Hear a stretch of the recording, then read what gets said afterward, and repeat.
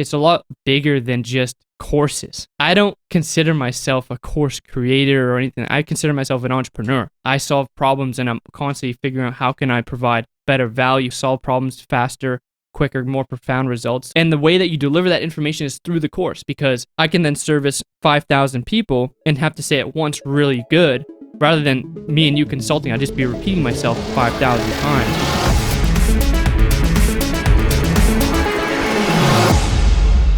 All right. Welcome to Meld, Mitch. I'm so glad to finally have you on the podcast. I feel like this is completely so long overdue. I think people would think you'd be like one of my first guests, which maybe you probably should have, but glad that you're here, dude. So welcome to Meld. Yeah, I know, man. Very long overdue. You kept asking me, and we finally got things rolling, and so I'm excited to be on, man. But yeah, man, excited to kind of dive in. I don't know what kind of mind melding activities we're going to get into, but I'm pretty excited. Yeah, who knows what we'll be mind melding about. That's the beauty of these things, man. It just takes us on the flow of our minds. But yeah, man, it's funny you mentioned you're not a podcaster, but you are getting into YouTube. So like you've had some episodes, or I guess some like vlogs and like educational content, but now you're like really diving into it. So you're really getting into the content game. So maybe you can kind of jump into that first, dude. Like, what are you kind of working on? Because I know your main focus right now is YouTube, both organic and paid ads on YouTube. Yeah, I mean, right now, with the way the internet is, man, like, you think about how people are interacting with each other, and everything is shifting more and more and more towards video, right? And even you started doing the video on the podcast, and I just see as, like, I'm very, very bullish on YouTube, just because that's anybody I talk to, really, even entrepreneurs, even some of my mentors, they only use YouTube, and they love YouTube. And because it's the nature of long form content, you can build relationships, you can see the other person, build rapport, and you can get into like deeper topics and consume it almost like TV. Like, I don't even, me, I don't even own a TV. I haven't for like 4 years. And yeah. I don't watch TV. I don't watch or consume the news, anything like that. So like, even in terms of running my own traffic, it's a good way to build relationships with my community, right? Because formerly I was just running ads and doing some like, prospecting and to build the business. But now I really want to build up more of like a community and really just build relationships with people online. And especially with YouTube ads, Facebook, we can get into all of that later on, Facebook ads and YouTube ads. But I see YouTube, I'm very bullish on just YouTube ads and YouTube organic. And taking those YouTube videos, because you can repurpose them, right? And transcribe them, put them as like a blog on the site. And so it's just a lot of different ways that you can do it. Send it to your email list. There's a lot of ways you can maximize one piece of content and then distribute it and kind of put it in different mediums to get the most reach. So I'm very bullish on YouTube and YouTube ads. That's kind of what I really focus on, especially with the other stuff we're doing. But that's kind of why I want to do YouTube. And then also, the aspect, like I mentioned earlier, just building relationships with people, because I've been more, kind of in the dark, in the trenches. Now I got to kind of come to light, show people the true side, maybe show some beats and stuff, Oh, dude, yeah, there's so much content you can be putting out there, like just aside from business. So I want to get into all that, but like maybe just for people listening, just so they get like a little bit of an overview of what you do and like your business that you run, maybe you can talk about Executive Advantage and what you guys are doing and what you've been working on for like the last year, really, is like when you kind of brought into like Executive Advantage 2.0. So like maybe you can shed some light on that first. Yeah, so Executive Advantage is a online consulting company. We have online like training programs and consulting programs to essentially help people grow and scale businesses with really low overhead, low costs, and do it in a way that's like hyper profitable. So we've been doing that for, I'd say this is 3 years formally, I think, with Executive Advantage, but I've been doing kind of this for like the past 6 years. In the last 12 months, like you mentioned, I was just in the trenches building great products and good customer experience for our clients. Because once I grew it and we expanded, now you obviously got to, hone and refine the process. And so I just been the last 12 months really making a really great product that I can really scale and that can help a lot more people in a multitude of different ways. But that's kind of what we've been working on, is really just building great product and helping our clients get just more profound results. Yeah, dude, I think what's really cool is that you really like took on the internet age of consulting. I don't know how much you want to get into it. I've brought up consulting.com, and on the episode with James Janney, we mentioned Sam Ovens. Some people have like mixed thoughts of him, but maybe you can shed some light because, you've been working with them for years, and consulting.com really, I think, has changed your life in like so many ways. Like it really opened up the whole different business route for you. And then you hopped on this like internet age of consulting, right? Like you said, it's not just one-on-one working with people, being like, hey, like book a call. And then like, the traditional forms of consulting, there's like a whole new way of consulting. And it's almost like you're on the forefront of like the online education and like these online courses. Like so many people are doing it now, but I don't think they have the right idea of like what it actually is, which is just like a new form of consulting. So maybe you can Mm-hmm. kind of shed some light on that first too, like consulting.com, how you first learned about that and sort of what it's done for you and like sort of upgraded your business and life. Because I think some people have some mixed feelings about it, right? But maybe you can shed some light on it. Like you've been down that rabbit hole. Yeah, and not even just that, man, because I've tried so many different business models before I even got onto this. And I feel like that's a lot of people. Like, if they don't know what they want to do, throw a bunch of darts at the dartboard and you're going to hit the bullseye eventually, you know? And I feel like you got to just try a bunch of different things. I don't know if you remember, but back when I was like 18, man, when I was dropped out of college, I was literally putting up bandit signs to flip houses, right? I would be going in like Oshawa and like in the ghetto and putting up bandit signs because I was trying to get houses under contract, and I was going to real estate events. And then I started an e-com store, a fishing store called Top Tier Fishing Gear that I sold eventually. I don't know if it's still running, but I did a whole bunch of different things. And then really what my passion was, and really what I found was like business, really, and marketing and sales. And the thing is, like when I was about 18 when I came across Sam at consulting.com, but it's a lot larger, I think, from just like consulting in general, of like how the world kind of shifted, especially rapidly going forward. But I got introduced to Sam when I was like 18. I was one of those guys that wanted to be successful at a really high level. I was always entrepreneurial, as you know. Like I was doing so many different things when I was younger. I had like car detailing in our parents' driveway. Right, I would literally go on Kijiji and just post ads and like wash people's cars. I was very entrepreneurial, but really when I came to Sam, I needed the structure, right? And I think initially how I actually got in touch with Sam was from, I think, Ty Lopez from his Here in My Garage ad in like 2015, right? Everyone knows that ad, right? That got me because he was like, you want a Lamborghini, basically, read some books. And so I started reading a ton of books. Then I bought his programs, Ty's programs. But it was just getting me into like the state of entrepreneurship and like getting me into like, okay, what am I going to do with business? And that's when I started the real estate thing, e-com, all that stuff. And then I started an agency. And with the agency, I grew that to a point where I was generating clients and I was doing it by myself as well. But I needed structure. That's when I jumped into Sam's program, his initial program. This was before he had the new version of Accelerator. It was before that, right? And so he gave me structure, and more so when I went through the mindset portion of it, that changed my entire life. And I think that whatever people want to think about Sam or whoever or online courses, it's one concept, one piece of information, even one quote could change your life, how you look at things, right? And it was more of like these causal elements all combined together with the structure of how you structure your business, how you actually solve problems, right? Because like you're saying with this online consulting or even consulting in general, people pay money to solve problems, right? And so that's what Sam really taught me, is that find a gnarly, painful problem that people have and go and solve that problem, right? And really just package it up in a way where people pay for the results. They pay for outcomes and results. They don't pay for products and services. They pay for results, right? And so that was a kind of mind shift for me. And I just started offering higher value services in my consulting because I got really good at marketing and sales from just doing it in the trenches, right? I would go out either door knocking, cold calling, cold emailing.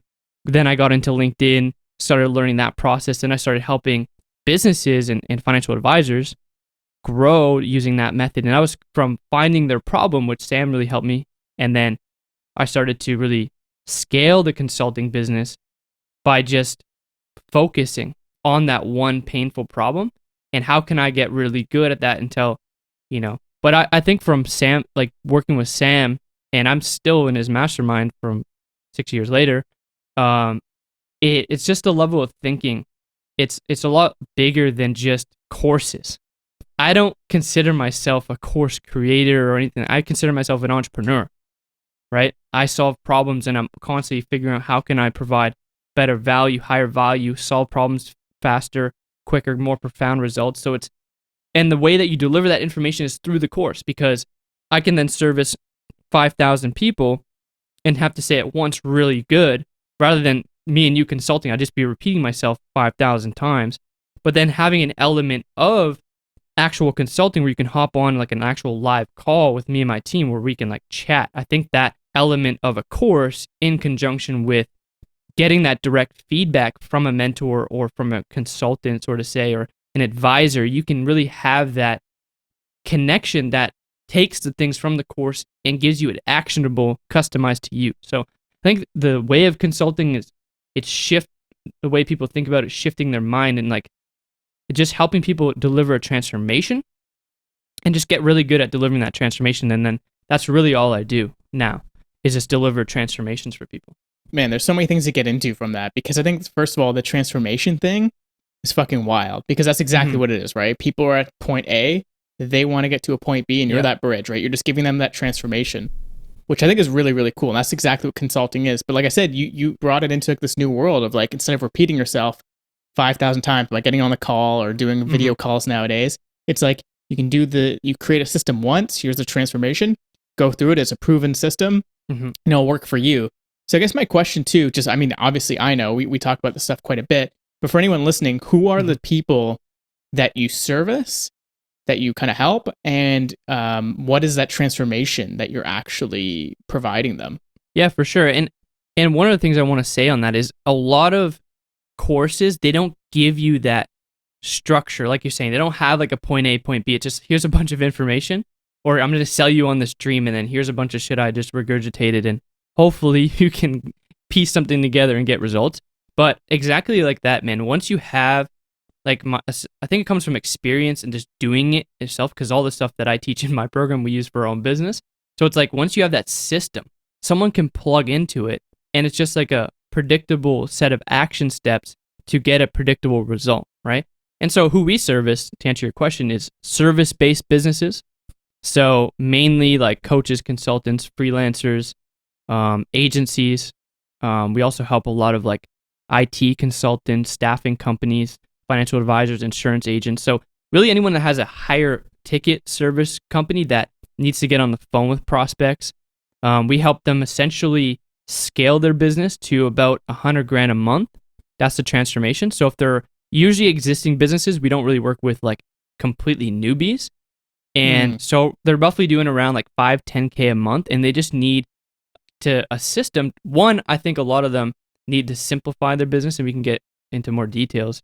But we help them really just simplify their business, put in systems to get appointments, and then build out a sales mechanism to scale, like whether it's running YouTube ads, right? Or running traffic through LinkedIn, right? And then building out a sales team so they can scale to $100,000 plus a month. So that's our transformation. It's about 5-10K a month to $100,000 a month is the transformation we deliver. Right. And that mechanism, or I guess like the way that they're doing that, is just by getting sales appointments, right? So it's like, I think that's the biggest thing, especially with like any kind of freelancer, like you said, any kind of service-based business. Like the biggest bottleneck is like getting people at the top of the funnel, like into their sales calls, right? Because it's like, especially with freelancing, it can be like feast or famine, right? So I think it's a really good thing for people to know, like this kind of sales side. Like you can't just rely on, I don't know, like, just tweeting or posting on Instagram. Like there needs to be some like outbound sales. So I think it's really interesting that you're kind of doing that. And you found all of these mechanisms and these procedures just by doing it yourself, right? Which is kind of cool. And And obviously from you going through other courses and learning from other people, and then taking the best bits of it, putting it all into one, and then you made like this really neat package, this neat system. But I think what's cool is it's like you said, it's more than just like a course. Like it's not just people going through this course. Like it's also like we talked about this new model of like this SaaS consulting. It's like you're also consulting on like a certain software or like a tool to be able to get those results as well. But you can't just teach them. Like that's just like one module, right? That would just be like, hey, here's how to use this tool. But there's much more than that. Like I know you've snuck in mindset. We'll definitely go deep on mindset and why that's so important. But the bigger thing too is the way that you've structured your business. And I'm seeing this, a lot of people doing it nowadays. And it's like this 3-prong approach. And it's like courses, consulting, and community. So like the courses is like, it can be multiple courses. The consulting is those like, weekly calls where people can come on and they can ask questions. And then the community. So I know you recently just switched over to Circle.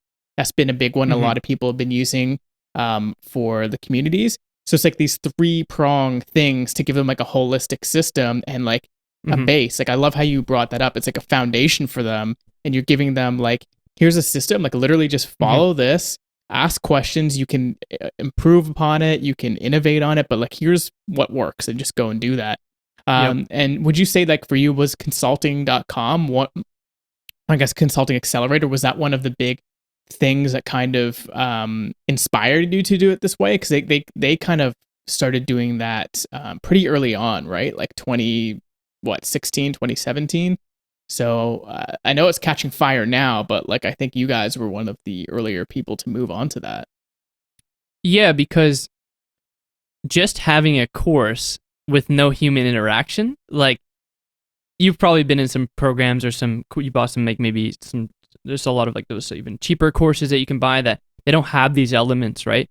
But or like a Skillshare or something like that. Yeah, like Udemy or whatever. But when you don't have because again, it goes back into the transformation, right? And so when you're delivering a transformation, man, like the course is going to get you so far, right? But I know so many times where someone just hops on a call, I just tell them one thing and then it completely shifts their mindset, and they come back to me like a month later and they're crushing like 50, 100 grand a month. It's like just like that tweak in like getting that customized attention to, and like sometimes you're questioning yourself, you need to like bounce your ideas off a mentor. Like I think that's one of the things that really separates us too, is like the level of support we do give. Like me, Jeff, and our whole team, and Glenn, like we are like obsessive about the customer, like getting them results. But definitely with the course, it needs to be a system that's vetted, that's proven, and that someone could plug into. But they need those other elements. And like you mentioned, we actually have 4 elements. Ours is the program or the course, the live consulting calls with me every week, the community, and then software, like you mentioned. Right? So we have a software that we built, and that Glenn was building, my business partner, for the past like 12 months while I was building the course. And pairing those together is what gets them, because if they just use a tool, they need to know how to use the tool most effectively, right? To get the result. Because tools just by themselves, like you can have a hammer, but it's not going to build you a house, right? So you need to be able to use them and have the floor plan or the blueprint to actually go out and build it successfully and save time, cut costs, cut inefficiencies, so you can get there faster.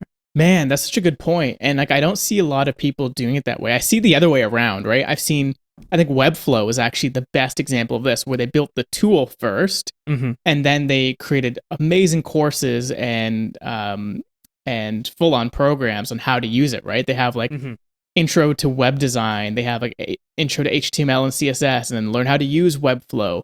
But you almost took it from the other way around. It's like, here's the process, here's the transformation they want. Oh, let's also build a tool that will help them get there, and let's pair the two.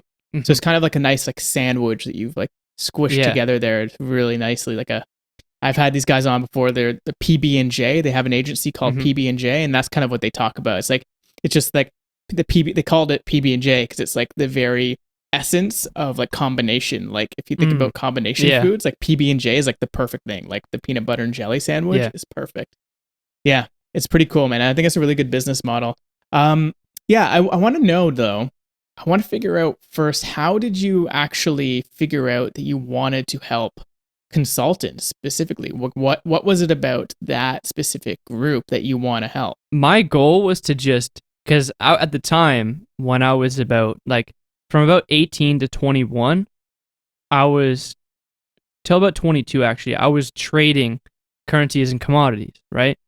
So I was like really heavily involved in like the financial markets. Like I would trade every day, like 3-4 hours a day, and I was doing it for years. And before I had my consulting business, I was doing that 12 hours a day, right? So I was, I was like heavily immersed into like the foreign exchange markets and stuff like that. And I was doing decent with it, but I didn't have capital to like really grow. And so then that's when I really like went harder on my agency and I went harder on the consulting side. But when I was doing that, I was helping only financial planners. I only helped financial planners, and I like so many people would message me and say like, "How are you doing like LinkedIn? Like, can you help me like grow my business, my agency or my consulting business?" And I was like, "No, I only work with financial planners or financial advisors." So I just kept turning people down, and then this one kid went through my financial advisor funnel, and he was 19 and I was like 21, and he's like, "Man, I'm going after accountants. Can you help me get clients? I have 0 clients, right?"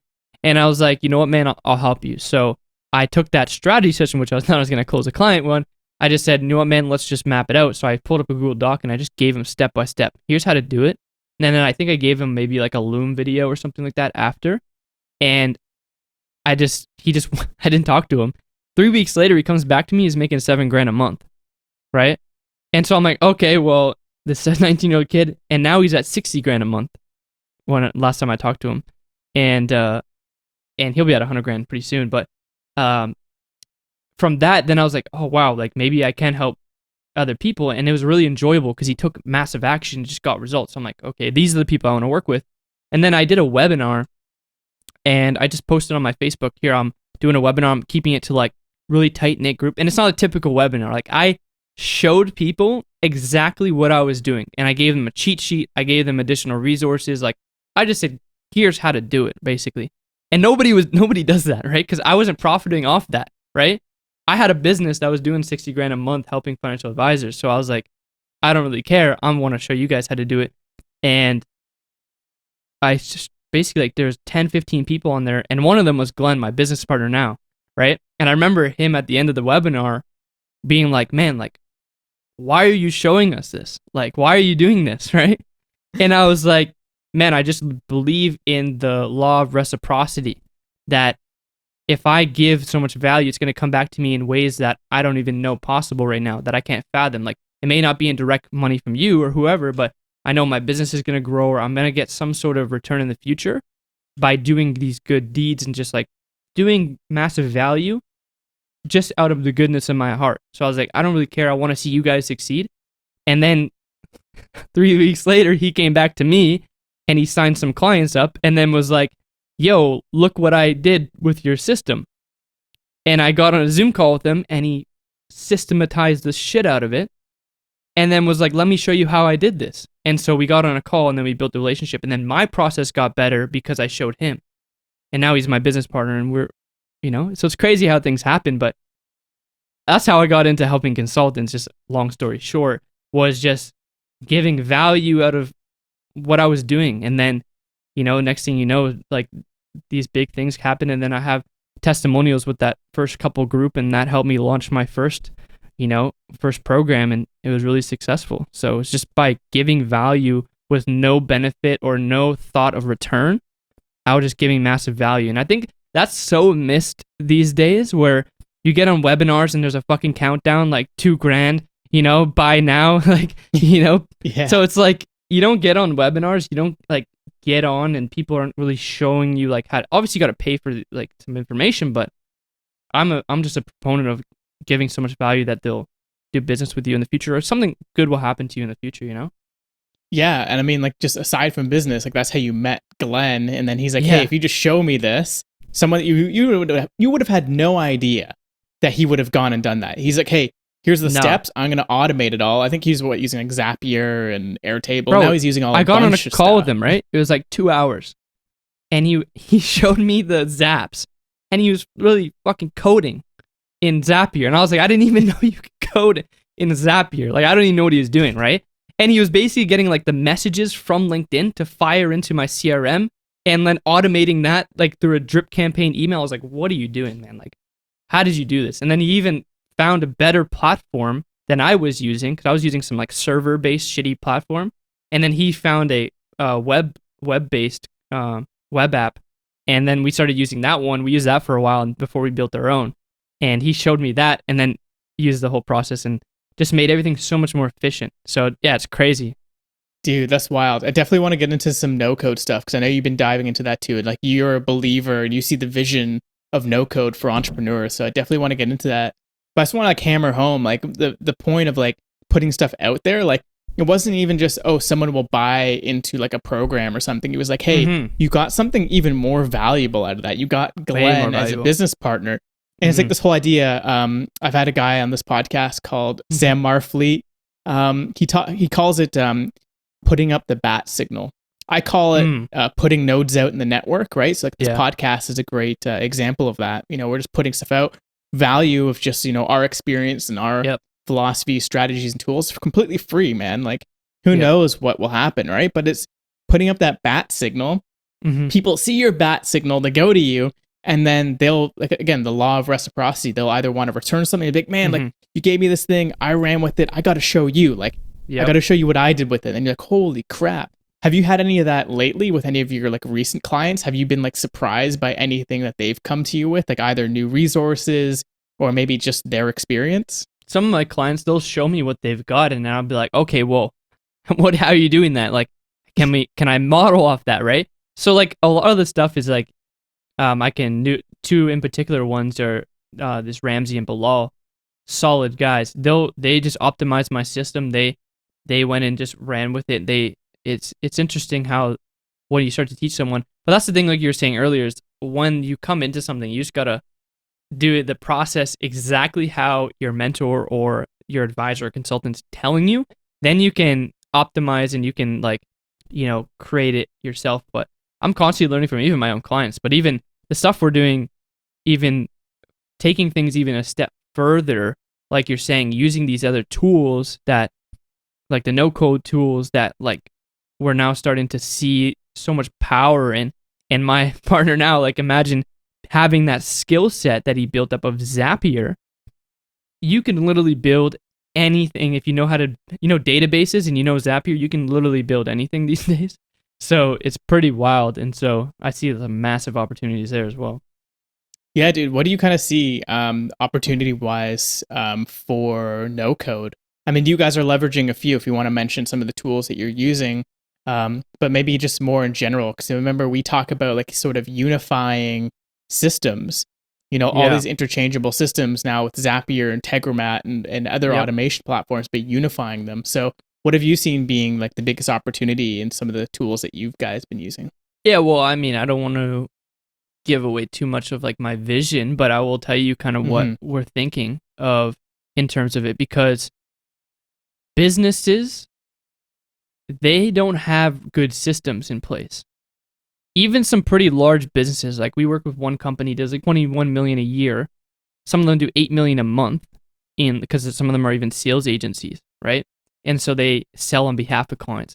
And we see into their systems, and even our current system is, and the way we have our business systems are really dialed in compared to a lot of other companies. But the way that I see it is exactly like you're saying. We're trying to see, okay, how can we cut down the amount of tools people need and that use, and how, like you say, how can we unify them or compress them or condense them into one main one that can do all these functions with less cost, less waste, and also talk to each other more efficiently, so you can just plug into it, right?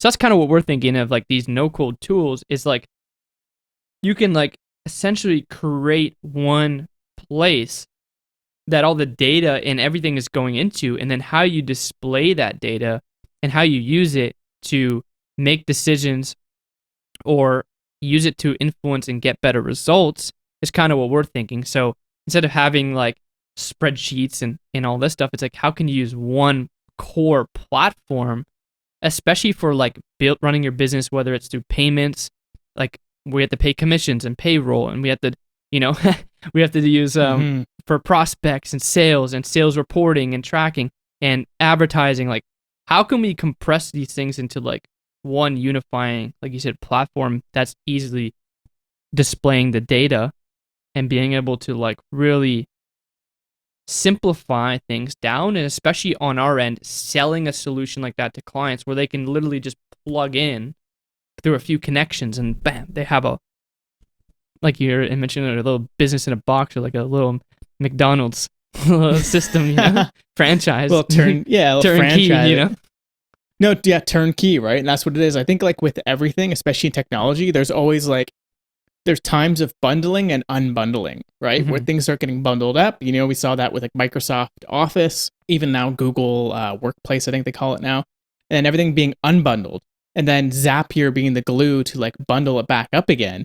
And then that's kind of allowing you to create maybe like an MVP version of what that new bundle will look like. It's like, okay, this new bundle looks like these 4 apps all going through Zapier, but guess what? Now we can like get rid of those 4 apps, get rid of Zapier, and here's one whole system. So I think we'll see a lot more of that, and I think that's kind of where we're going with this. I'm not going to give away any more either, because I think I know where that's sort of heading, especially with sort of your vision with that.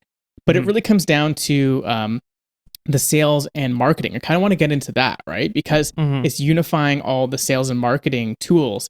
And I know you guys, I mean, maybe we can kind of bring this into light a little bit more. Like, one of the main ways that you teach your clients to get customers themselves is through LinkedIn, right? So using LinkedIn marketing, but then there's also Facebook ads that you guys scaled, and now you're switching over to YouTube, and now YouTube ads.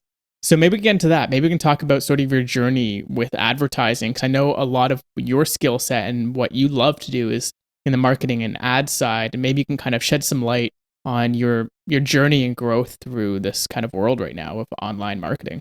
I would say in terms of like marketing and sales, and like going it back to like the core problems of most businesses is they lack, like, typically what I found is the front end, actually generating the leads and then getting them to convert into appointments. That's really where most people struggle, and that's one of the things I struggled with for years, right? And so that's one thing that I solved for myself by using LinkedIn, right? So we used LinkedIn organic, and we built an automation tool to automate that process. But a lot of the things is that we don't just use LinkedIn. We have like a multi-channel approach. I mean, this may blow some people's minds, but we basically reaching out to them. We're building up our networks, right? Like, I have 10,000 followers on LinkedIn, and so, or connections. And so I'm reaching out to them, I'm connecting with them, I'm building my network, right? But when we connect with them, our software also pulls their email, right?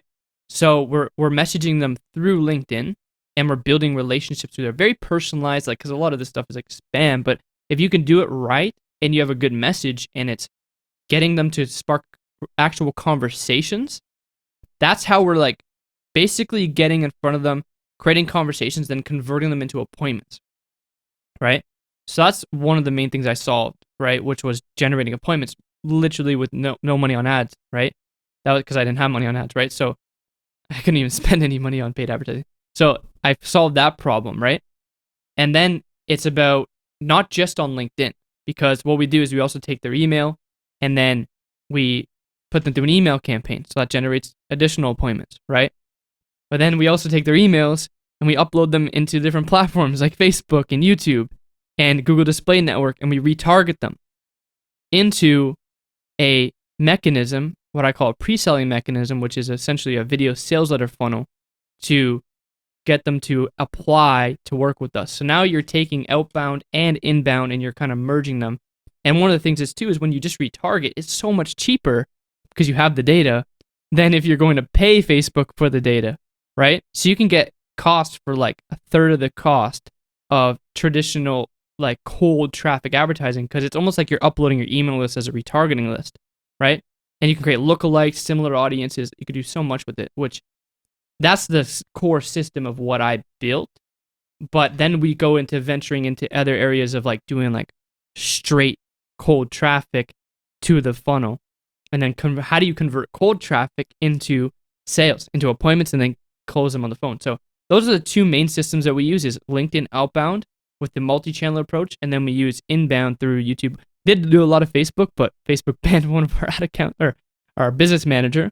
I spent close to $1 million on Facebook, one of a valued customer, but they don't care. So I'm just gonna go to your competitor, YouTube or Google, and Facebook doesn't care until you're spending like $1 million a day. Like I think at that point, like I have a friend at Shopify that spends like over $1 million a day. Shopify does, and they have like a dedicated account manager then, but like they don't care, man. Like I've heard, I mean, I haven't done too much. I've only done very little Facebook ads, but I do hear that their customer service is non-existent. Like unless you have a dedicated account but manager. Also, it's increasingly like it didn't just happen to me. Like I'm in a big mastermind. I know a lot of people this happened to, right? And they were just going trigger happy, just banning accounts and stuff. And so we had to pivot to YouTube ads, which I learned pretty quickly. It's similar, but I don't know if you want to dive into that a bit. But yeah, in terms of marketing and sales, like the biggest thing that you need to solve is getting appointments on the calendar, right?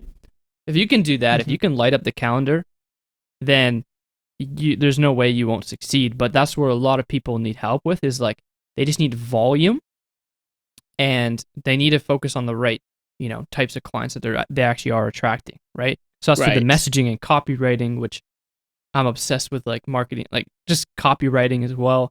You got to get really good and like really laser focused and pinpoint target those people, and then just feeding them onto the calendar, and then getting good at selling over the phone or over Zoom. Yeah, totally. Like I think you hit the nail on the head there. It's like not just getting them on the calls, but then knowing what to say to actually close them and stuff. I know you have like a pretty detailed like sales, I guess you could call it script, maybe process, right? Like there's really. specific process, but there's like ways that you can direct people to close the deal, not in a way that's pushy. Like, people think of it in I do such the a opposite weird way, right? I tell them not to buy sometimes. So like at the end of the day, when someone is coming to you again, they're coming on the phone with you or on Zoom or whatever, and they're inquiring about your services. Not even your services, they're inquiring about the results and the transformation that you can deliver. All they care about is their desired future, right? And so when you switch to selling transformations and desired futures rather than products and services, like selling SaaS or doing demos and stuff like that, whatever you're selling, it will change the game for you. Like when I started to because when I was going through the process and structuring the actual script and doing like, I literally done probably over 4,000, 5,000 sales calls, probably more. I learned that when you're at the end of the call, you're not closing them. You're opening the relationship. That's a mind shift as well. You're not trying to close someone. You're trying to open the relationship. And you're the one on the other side of the phone or on Zoom that has the quote unquote, what I like to call the suitcase full of money. You're the one that has the antidote or the medicine to cure them, to deliver the transformation. And when you truly believe that, they're the ones that are basically selling you. And I'm saying, how are you a good fit? And you're going to be selling me. And why should I take you on as a client? Basically. And you kind of flip the script, and now they're selling you, right? And then you're telling them, well, if you're not committed to doing this and not willing to step up to get these results, then maybe it's not a good fit, John. Maybe you shouldn't join. I don't know. You tell me. And they're going to be like, well, no, I want to do this. Like, okay, well, how can we make this reality for you then? And you're kind of just like, you're the one you have it. They need to get it from you, right? And so a lot of people are selling people on and trying to close them, but I'm just sitting back, calm, cool, collected, like, yeah, we can get you started right now if you want, right? Man, that is a huge mind shift. That's a really good mind shift to have, I think, for anyone who is doing any kind of sales. Again, that could be the freelancers, consultants, anything, whatever. But even if you have kind of SaaS, whatever it is, demos, right? They want what you have. It's not, you have to get out of the mindset first, obviously, of being like, oh, I need to make this sale. It's not that. It's, hey, I have this thing that's worth way more than its weight in gold than it is in money. I think that analogy, or like that visualization you have of like, I'm the one with the suitcase of money.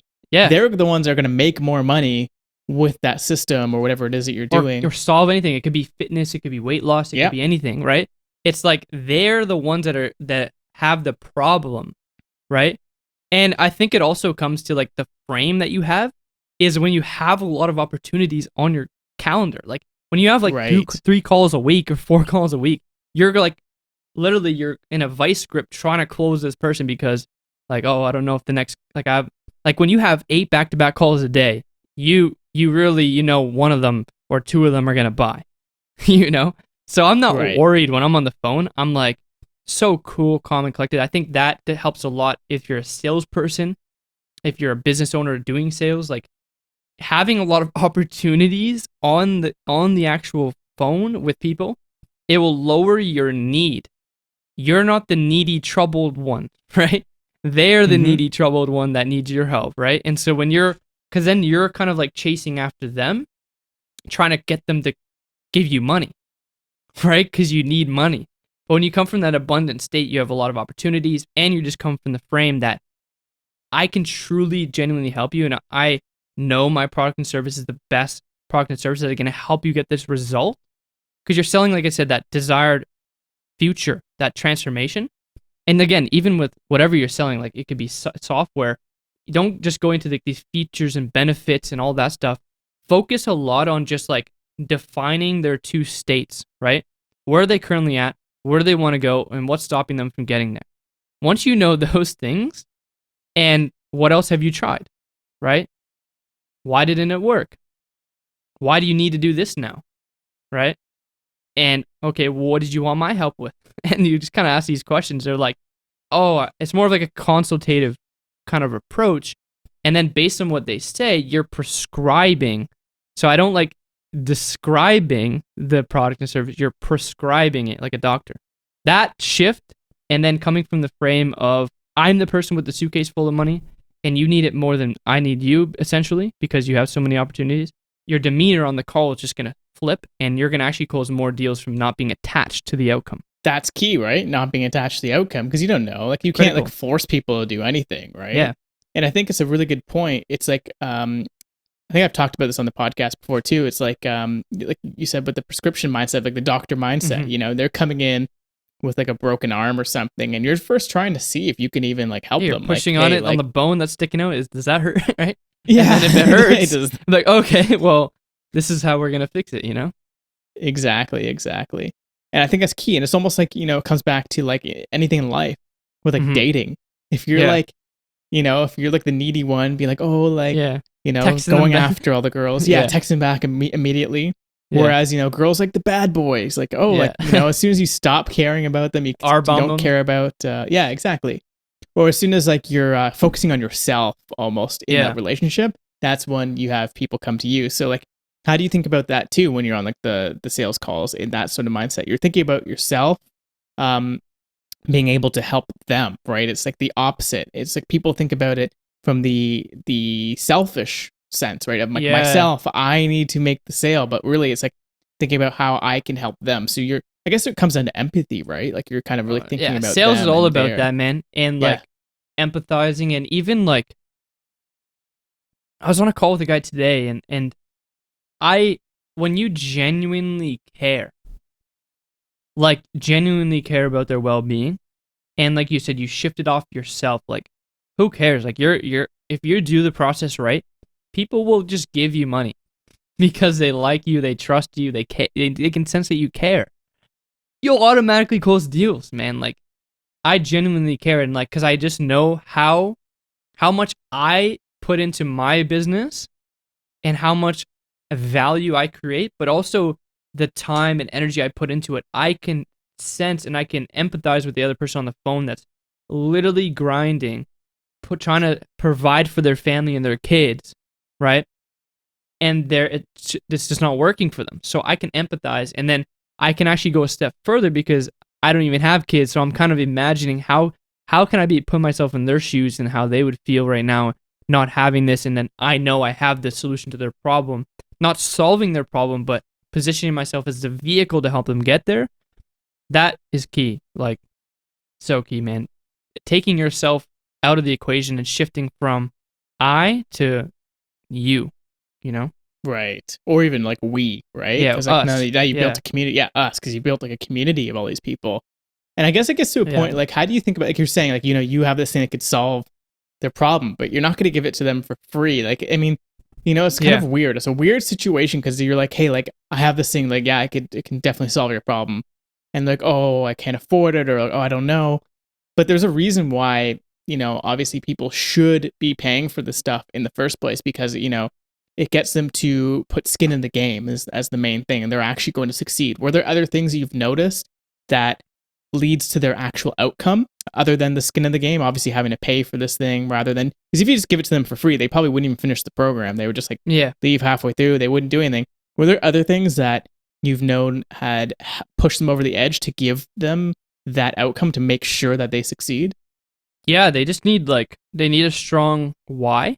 They need why are they doing it, right? That's important to also dig into, and because whenever they have something that's bigger than them, like their family, or they need to do this for some an outcome that they really want, that's their vision.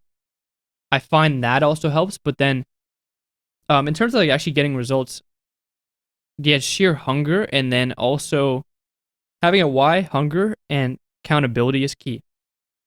So we've indoctrinated that a lot into the actual program with my client success manager, Jeff, Jeff, and putting accountability in terms of the first initial stages to build momentum. I think that helps a lot. And then also when they get in the community, pair up with an accountability partner. So I even see a lot of there's these older guys, 60, 50-year-old. They were on my live call, and then they took it offline, and they started building a relationship offline. And then even though I didn't think those two guys would ever actually become partners, they formed a relationship, right? And then they can go through it together and kind of talk it through. And so I think that's also important. But in terms of even on the sales call, I don't know if you're asking that. Yeah, you're also showing them on the a lot of times I'll give you some gems for a sales conversation, is the opposite. If they do the opposite of, so I'll give you an example. You're kind of what we call negative reverse sell. So what if you don't do this? What's going to happen then? What if you continue doing X, Y, and Z, which you just told me throughout the call? How's that going to help you, or how's that going to get you to your goal? They're going to say it's not. Exactly. So how can we make this a reality, or how can we move forward to help you to deliver this transformation or get you where you want to go, and using the rewards, right? So I think that's also another key, but that's just what I found. So have you guys been able to bring that into the community aspect of it, right? Because obviously, you can have one sour apple ruin the whole batch, right? So how do you make sure that you guys have a great culture and community in there? Because that's a big part of it, right? It's all these people are going to start asking each other questions and adding stuff. How have you guys been able to foster that community, especially remotely? The whole thing is obviously remote. It's not like there's a live events or an office people go to, right? So how do you guys foster that? In terms of community, it's all about the people that you let in as well. So there's a lot of times where, again, if someone were to start being frantic and start messing with the community, or start being negative, I'll probably just refund them. We've done that before. I don't even want you in the program. I don't care who you are. If you're messing with the community and you're causing other people, mental trouble, you're causing our team to spend time on it and stuff, I don't really care.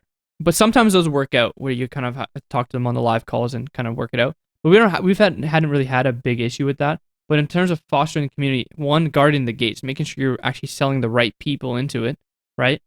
Comes back down to the sales, right? Making sure guarding the gates, right? I don't want just anyone to buy, right? Yeah, they're selling you on why they should let you into the gates. Yeah, exactly. And more than that, just letting the right people through, right? Even if you can sell them, okay, would this person really be a good fit? And then has there been a time where you had to turn people away? Yeah. All the time. What was that like? I cancel calls all the time too, because I just can't help you, right? And I'll even tell them on the phone, it doesn't seem like this would be a good fit. And they're like, well, what do you mean, right? And they try and sell you back, but I just literally have to push them away because it's just certain types of business models. It's not necessarily the person necessarily, but there has been times where I was this guy's a dick. I don't want you in the program. I wouldn't even take your money, Right. Yeah. So it's just yeah. They have the ego, and I don't even want that in. But in terms of fostering the community, it's just letting the right people in, and then also stimulating it, I think, with like, and having sort of like cultural not norms, but like we have something called like booms, right? When they get a sale or when they have a good outcome, they post a boom, right? And we have like people celebrate and they post images and gifs and all that stuff, and it's cool, right? When people get results. And then in terms of like other things, like a lot of things that we started to implement now was the accountability. I think that's key, because people, especially in programs, there's so many other things that you could be doing, right? You could literally be go walk your dog. You could, you may have to go make dinner. Like, once you have accountability, and then you're also coming to a structured kind of set of calls, also it helps a lot with just like building that momentum and keeping that momentum. They're building the habit, right? That's key. It's building the habit, but also like we can get into this now, is the mindset training that you've like embedded into your program, and that's obviously an homage or whatever, an influence from Sam and from consulting. And I've heard a lot of people do that. I've had Marie Pollan on here. She does Notion Mastery, and so many people have been saying like, oh, like I thought I was just going to learn Notion. I thought I was just going to learn this tool, but then like I'm learning like personal development as well. Like, what is this? And it's like, it's like, it's like the Trojan horse, or like, sneaking in the vegetables, into the meal, like where they don't even know. So yeah, let's get into the mindset, man, because I think that's a big part of it too, right? I'm sure like there's habit forming, habit building, but like before you even get into teaching people how to use tools or systems, you're like trying to get them foundational mindset stuff too, to almost indoctrinate them into the same kind of mindset and a growth mindset. So yeah, tell me a little bit about that, and sort of maybe high level what you add in there and what you're trying to achieve to get them to do. Yeah, sure. And what we can do, Josh, is I actually I posted I leaked one of my modules called Structure Formation, and it's all about building habits, and I give you tools. I give you my day planner that you can print out. I give you some other tools as well. It's pretty long training, but it's going to go into a lot of depth in that. I think we can link it in somewhere on the podcast as well. Someone can check it out. For sure. Is it on YouTube? It's on YouTube, but I'll also send you the link, and you can, add it as well. It's on our blog too. Okay, perfect. Yeah. So anyone listening, I'll put the link in the description. It'll be in the show notes, most likely. So if you don't see it in the description of this podcast or on YouTube, click through to the show notes and it will be in there for sure. Yeah. But in terms of mindset, like that's a big thing. Like the very first thing I get people to do, well, the second thing is I get them to structure out their schedule, to block out the time to actually invest the time into it, right? And prioritize it, because whatever your results you're seeing like are just dictated based on the priorities that you have, right? And actually the priority, if you look at the root definition of what actually priority means, it means one thing basically, right? And this new way of priorities, it's now multiple one thing, and so when you have a priority, it's like making this program a priority, right? And so I get them to structure it out. And then also forming good habits, like revenue generating habits. Like, what are you doing every day to move the boat forward, to generate appointments, to get leads, to get sales, right? Building those in there. And then structuring their life in a way where they can actually free up time for their business, but also their personal life. So I go into a lot, like that's the first thing I do, is structuring habits, routines, establishing tools and things that they can actually focus and starve out distractions. Like first thing I get them to do, get newsfeed eradicator, which removes your Facebook newsfeed. Remove recommendations on YouTube. Like get all these tools to like free up your time so you can focus, right? First thing I do. But in terms of mindset, I look at it a little bit differently. I think of it more as like high performance, how to become like a high performance entrepreneur, right? And definitely mindset is like a broad term in that. But becoming high performance in the terms of like because I hired a high performance coach, right? For a few months, like 9 months. And I was working with him and we optimized sleep. Nobody really talks about that, really optimizing sleep, using an Aura ring, tracking your sleep, making sure that you have a deep downtime. So you go to bed early, you're getting into that state, right? And then optimizing your nutrition, optimizing your workouts, optimizing like your health, embodied into that. And then also in terms of getting into the state where especially when you're doing sales or even just business, you need to get in a good state. So having good morning routines, having again, just structure to your days, and how do you actually basically become a high performance? It's not just mindset, I would say. There is some things that you need to change subconsciously with how you see yourself, your identity, and just formulating this new version of yourself that you can step into. That's also going to help you elevate, because you've heard the term of like, it's like a thermostat, right?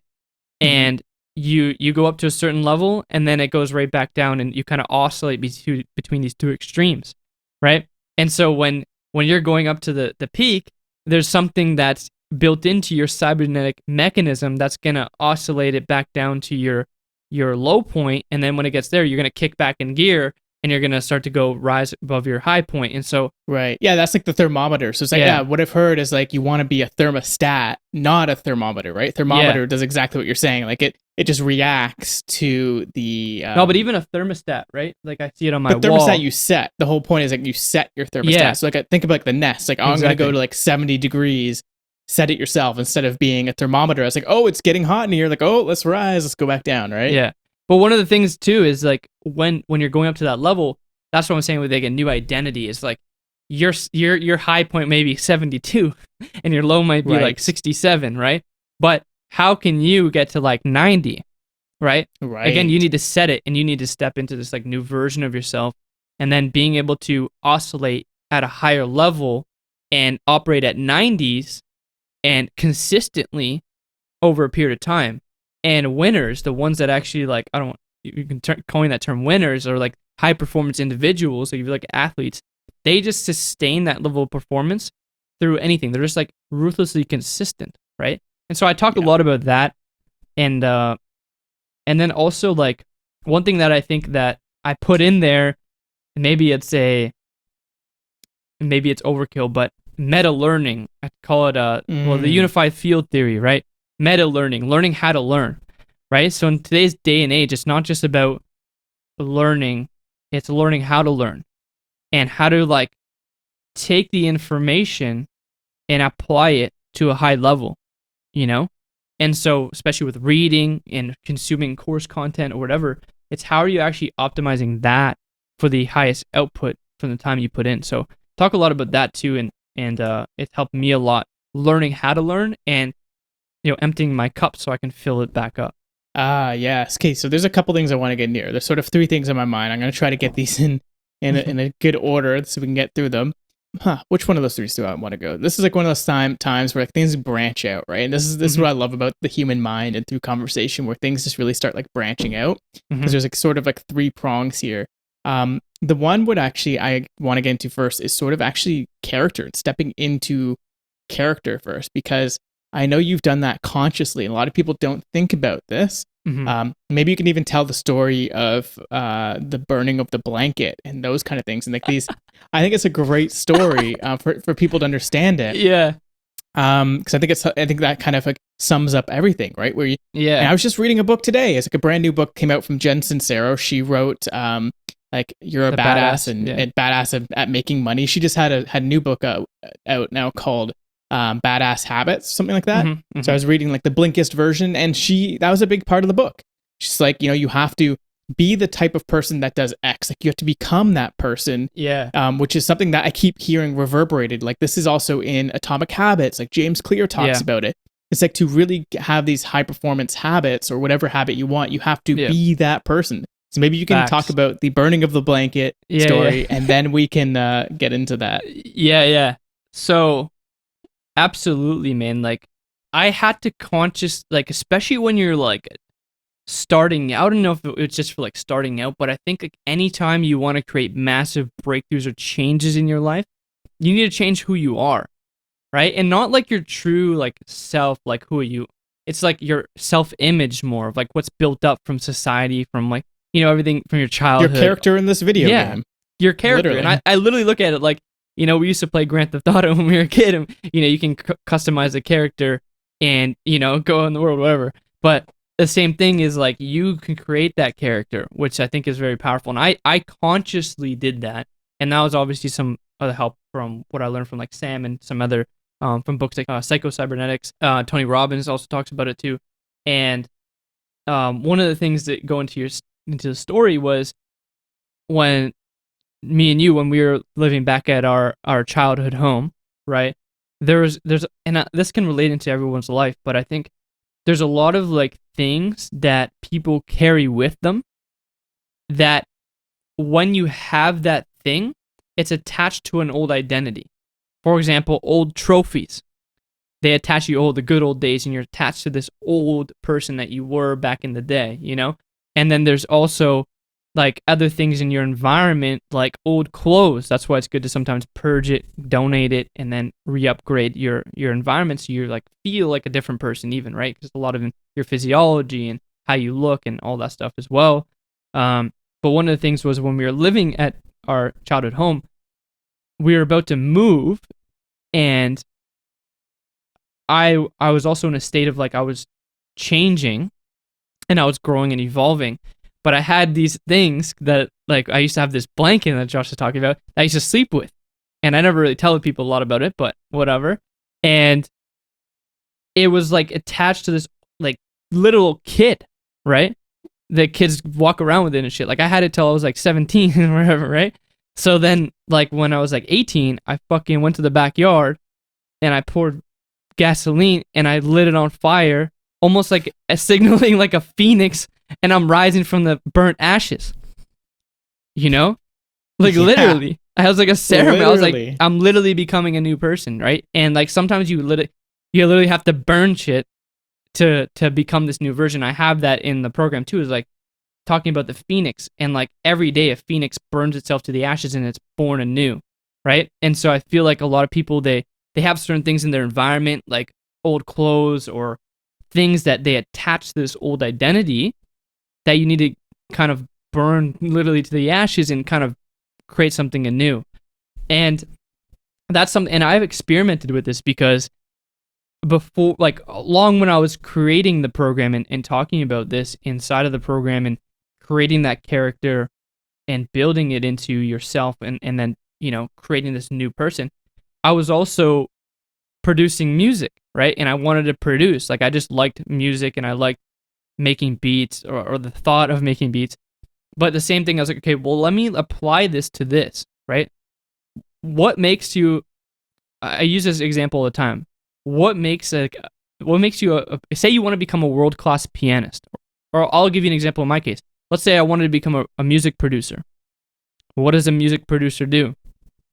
They make music, right? And so if I just make music, then I'm technically a producer, right? So you have to think about who you want to become. You have to actually be them now, right? Then you have to do it, and then you'll have or actually become it, right? So it's like think, be, do, have, right? And so once you have that kind of framework, you think about who you want to become, you be them now, right? So I am a producer. Okay, well, what does a producer do? They make music. So I went and downloaded Logic. Then I went on YouTube and I started making music. Then I made a beat, right? So I did it, and then I had it, which was a produced song, or now I became it, right? Well, I'm now a producer technically. And then over time, you just have that feedback loop that you oh, well, maybe I am a good producer. Then you start doing it again and again and again. Then you start showing other people, okay, here's my beats, and they're like, oh wow, you're actually good. And then that reinforces that belief in yourself and who you're becoming. And then next thing you know, it's just like a positive, self-fulfilling prophecy. And then next thing you know, maybe I make a song with Drake or something. Who knows, right? But like it could happen, right? It's because you're constantly doing it, and then if you stick at it long enough, that becomes like a part of your identity. Yeah, man, that's so powerful. I hope people take something away from that, or at least like maybe, I'm sure there's people who are listening to this who are like, I had no idea. Do not think about that at all. I was just like, holy shit, like, wait, what? It's so true. If you want to change your character, you have to become that character. First, think about it. Think, who do you want to become, right? And what you want, right? I think that's important. I think you ought to really think about who you want to become and really like the vision and how you will feel and everything like that. It's not more so about how you will look. Like those are just like material things like in the world, right? But like think about introspect and like think about who you want to actually become in terms of how you feel, how you're interacting with others, your life, your vision. Like, think about that, right? And then who do you need to become to achieve that, right? Say you want to become a billionaire, or let's say a tech founder. Think about, what do these people do? Like, who are they? And then start to adopt those character traits and kind of formulate them into who you are, and then actually do it and be it, and then you actually become it, which I think is very, very But you powerful. have to, I think there's a fine line between actually becoming it and then pulling a Theranos. What the fuck was that? The founder of Theranos, that woman, whatever her name was, I'll put it in the show notes. But Theranos was that company, right? That made it was basically like a blood testing kit, and they said that from one drop of blood they can test for everything, like cancer, like everything. So this woman wanted to be like this tech founder. She was like 19, and she dropped out of school, and she's like, I'm gonna be like Steve Jobs. She literally like dropped her voice down, and she would wear black turtlenecks, and she would talk like this because she wanted to be like a man. And then like every so often it would come back up. Like, I'm pretty sure she made her voice even deeper than mine. And but the point was, like, she became a phony. Like, she was fake. So, like, I think a lot of people will have, like, I mean, that you don't want to be. That's literally that's like a fraud. That's straight up fraud. But you're becoming people someone do you're have not. imposter syndrome, right? So yeah. So let's bring it back to the other way. People do have imposter syndrome. They're like, oh, I'm not good enough. Oh, I'm trying to do this or whatever. And I was just talking to Mark Metry on this, the episode right before this, that I just posted on Monday. And that's why it's so fresh in my mind, because we were talking about feedback loops. A lot of people who have social anxiety or anxiety, they're not getting the correct feedback loop. So when you're going through this, it's a feedback loop process that you're saying, think, feel, do, and have, right? Think, be. I probably, think, be, do, have. Yeah, I totally messed it up. But same principle, right? Like, it becomes a feedback loop. It's like a cycle that keeps going through. So, well, at the beginning, it's not strengthened, right? It's like it's a figment in your imagination. Yeah. So how do you start strengthening that? Through feedback loop. Tight feedback loops, right? And how do you get those feedback loops? Yeah. Like, for example, putting yourself out there in a sense where, like, not only it makes it more real, right? Where now you're like, and then, for example, when I was saying that I was showing people my beats, then they're like, it gave me positive feedback. It's like, oh, even if it wasn't that great, they were like, oh, that's pretty good, That gave me the feedback to then feed it back into my thoughts of, well, maybe I am a good producer, or maybe I can actually do this. And then you kind of refine it and you keep doing that process, and it just kind of builds up, again, that self-fulfilling prophecy in the positive direction, right? At the beginning, anytime you're going to think like, oh, I'm not really this, but you just need to show up every day as if you are that. So there's there's a fine line of like actually being it, but then you got to acting as if you are already it. Totally. And I think like what a lot of people forget is like if we look at any of the greats, like whether it's like a great athlete, they're like an actor, especially actors in a sense, musicians, filmmakers, great artists, like they weren't at one point. We were all born a fucking potato coming out of our parents, well, not our parents, coming out of our mother's womb. We were all a fucking potato. We were nothing. We were just a piece of clay, the soft clay. And what I think is so cool about this whole character thing is like, you become the artist as well. You're chiseling away at becoming this. I think like the best thing for me, I talked about this before, is like for my physicality too. Like there's the one reason why I'm actually so consistent with like working out and being physical. I never was. You know who I was. I was this scrawny little musician kid. I was like that artist, whatever. But I took that artist mindset of like, okay, now the next piece of work I work on is going to be myself. I'm going to literally like sculpt my body. And I had just like this, it was one split moment.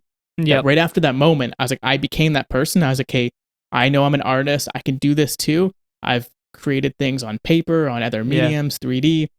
I could do it on my own body. And like, you're becoming literally like a reality shifter. So when you become like a reality artist, people are just doing that on different scales. Yeah. Like look at Elon Musk and what he's doing with like SpaceX and Tesla. Like they're making that a reality. It's like you are like molding the world, finding the pieces, combining the pieces. But it starts with your own self, right? It's everything pretty wild. Starts with you, right? And it's interesting, seeing you working out consistently and just the way that you've kind of transformed as well. It's interesting. But I think the thing too, man, is like you're saying, is separating the two states, or like understanding that who you are, like who's listening to it right now and who I'm talking, I'm just pulling the strings of my body and dictating what my character does. You know, so like having almost like a third party perspective on yourself, which is interesting to kind of comprehend or like Oh, think about. But dude, you're like almost like the strings, right? dude, it's so true. Like literally, again, I brought this up in the last episode with Mark Metry, and I'll bring this up to you because I don't think I ever told you about it. Literally, we were talking about like seeing yourself in third person, man. I remember specifically when I was in like, fuck, man, third, fourth, maybe fifth grade, pretty young. I remember going for a bike ride with my friend Andrew at the time, and we're around Ajax where we grew up, and I remember we were pretty young. You're not really supposed to leave like your street. But I remember we're on our bike and we're like, let's just go for like a long bike ride. Let's see how far we can push it. Like, let's just push our reality, right? When you're really young, you're used to going in the car with your parents to go out of town or whatever. So we're in like the small town. We start riding our bike up to Harwood where the bridge is going over the highway, the 401 highway. Yeah. I had a specific moment, first time in my life, I think, where I had like sort of an awakening moment where I was riding my bike and then all of a sudden my perspective shift above my body, and I was like, wow, 3 or 4 stories above my body, just watching myself on my bike and seeing Andrew there too, and just seeing myself in this world. And it's so metaphorical, right? Of like pushing the limits of reality. Like this is like level one where you grow up in your little town. And I remember just seeing myself there. Yeah, breaking barriers. And I was like, holy shit, like it was so weird. And it was such a strange phenomenon that now I think about it. And obviously there's been crazier experiences after that, you know, after experimenting with psychedelics and things like that. Of course, I'm going to be breaking the barrier even further, but it's stuff like that where like, you know, you start seeing yourself differently. What was that for you, man? What was your like awakening moment? Because obviously you and I, we're just kids from like a normal family. Our parents aren't like woke by any means. I mean, they are kind of like now. I feel like everyone's starting to wake up from stuff on the internet. Yeah. She's like a spiritual yogi. So I'll have her on the podcast one time too. Maybe we'll both do it. Yeah. I don't know if there was like a spiritual awakening for me necessarily. I think it was just realizing who the fuck I was. Like, I think so many people like have society or people telling them who they are, and like you start to like build up this identity of who you are. But I think when because I took a totally different route from like even the route you went through, with everyone went through, and like I was just kind of in my own space in the basement alone with my thoughts, and I had to create who I wanted to become.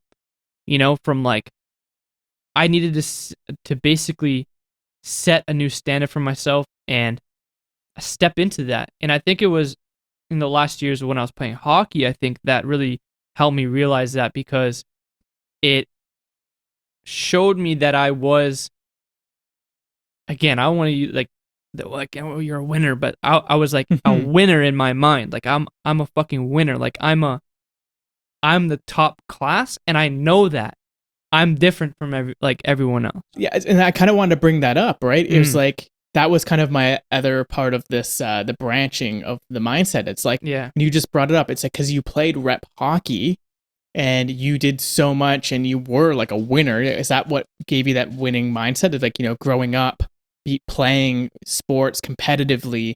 Do you think that was one of the things that really put you into this mindset? But it fucked me up because I was playing such a high level hockey, and then I got cut, and it fucked with my confidence, right? So I was like, then I got into other shit in high school, obviously, you know, right? So it was like, it wasn't until like the last 2 years of when I was playing, when I was like just before I got out of high school, that I started to win a lot, and I started to just not give a fuck what anyone thought of me, and I was like, I'm winning no matter what, and I'm gonna try hard as fuck, because in hockey world, like when I was playing, like everyone would call you like a try hard, or you know, if you try hard, it's like, well, now I'm like, why was that ever a thing, a limitation in my mind? You know, it's like I was playing AAA highest level, but then when I was trying hard as fuck, I was like, I'm trying to beat everyone, right? But then when I got cut from that and I had to build it back up, it wasn't until the last couple of years when I started, like, it was almost like a switch in my mind, like, fuck everything, I'm winning no matter what. And then I guess that carried into like when I got out of that, like I won't settle for anything less than my highest potential and my actualized self. I was like, I'm not settling for being mediocre. I'm not settling for just scraping by or whatever. He's like, I want to succeed at the highest level. Like, why can't I make 100 million or be a billionaire? Like, why can't I? It's like, if if if these people can do it, why not me? And so it was like that kind of, I guess, fire or like this spark inside of me, and then it just kind of like, once you have that spark, just kindling that fire, I think, and then over time it just kind of, you just start wafting the fire, and putting, making it build bigger and bigger, and then putting gasoline on it, and just like you just start to build up this like a positive self-image and a positive view of who you are, and just like tapping into that, I guess, core of really who you are. Because there's another side of what we were talking about, creating the identity, but then tapping into your core. I think when you kind of merge those two, or those two connect, I think that's a really powerful thing, where you're not afraid of being that person that can truly be it, because that's actually truly you. Because if you really do the exercise of thinking and like introspecting, you will know who you are intrinsically, to then use that as fuel and motivation, intrinsic motivation, to actually step into that. And I think that's important to like also determine too, or like as mentioned, is that when going inside, you're gonna pull out that tiny little thread, or that seed that you can start to pull or water, and kind of start to build and pawn. And then that's kind of for me. And then I think just sitting with my thoughts a lot.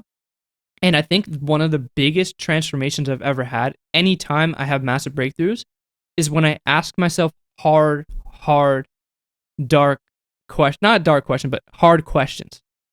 What's an example? When I sit with myself, I sit with myself, and I remember one time in particular, I was just sitting with myself, because when I, especially like when I was coming up, like all my friends were like still drinking, and like people are smoking weed and all that stuff, and so I had to sit down sometimes with myself and just be like, why am I still doing this when I know I shouldn't be doing this, right?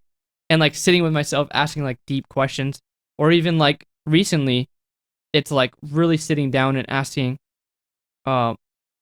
like, what is preventing me? Like, what am I doing to stop myself from getting to this next level? Like, kind of going inside yourself and like sitting down in like a quiet solitude space, and just asking yourself hard questions, maybe pulling out a notepad, writing down things of like that you're doing that you shouldn't be doing, and like just kind of identifying and being really hyper self-aware of them. I think like that's extremely important to like meditate on those things, because anytime I've done that, man, like I've had some massive breakthroughs where I just knew what I shouldn't be doing, and I knew what I should have been doing.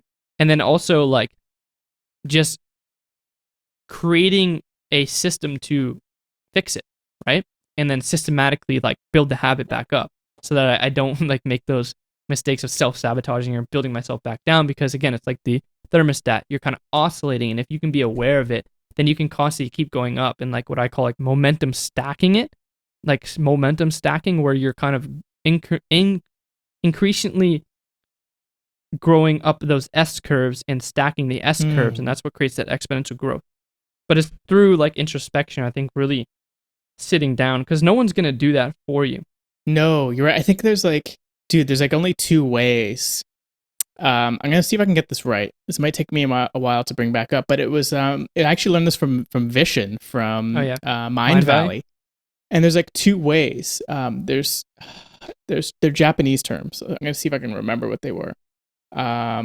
What brought up for me was the stacking of the S curves, right? It's like you're forcing yourself to level up all the time. Yeah. Otherwise, the only other way to level up and get that exponential curve is you're kind of going up small, and you have a big crash. You have a traumatic event.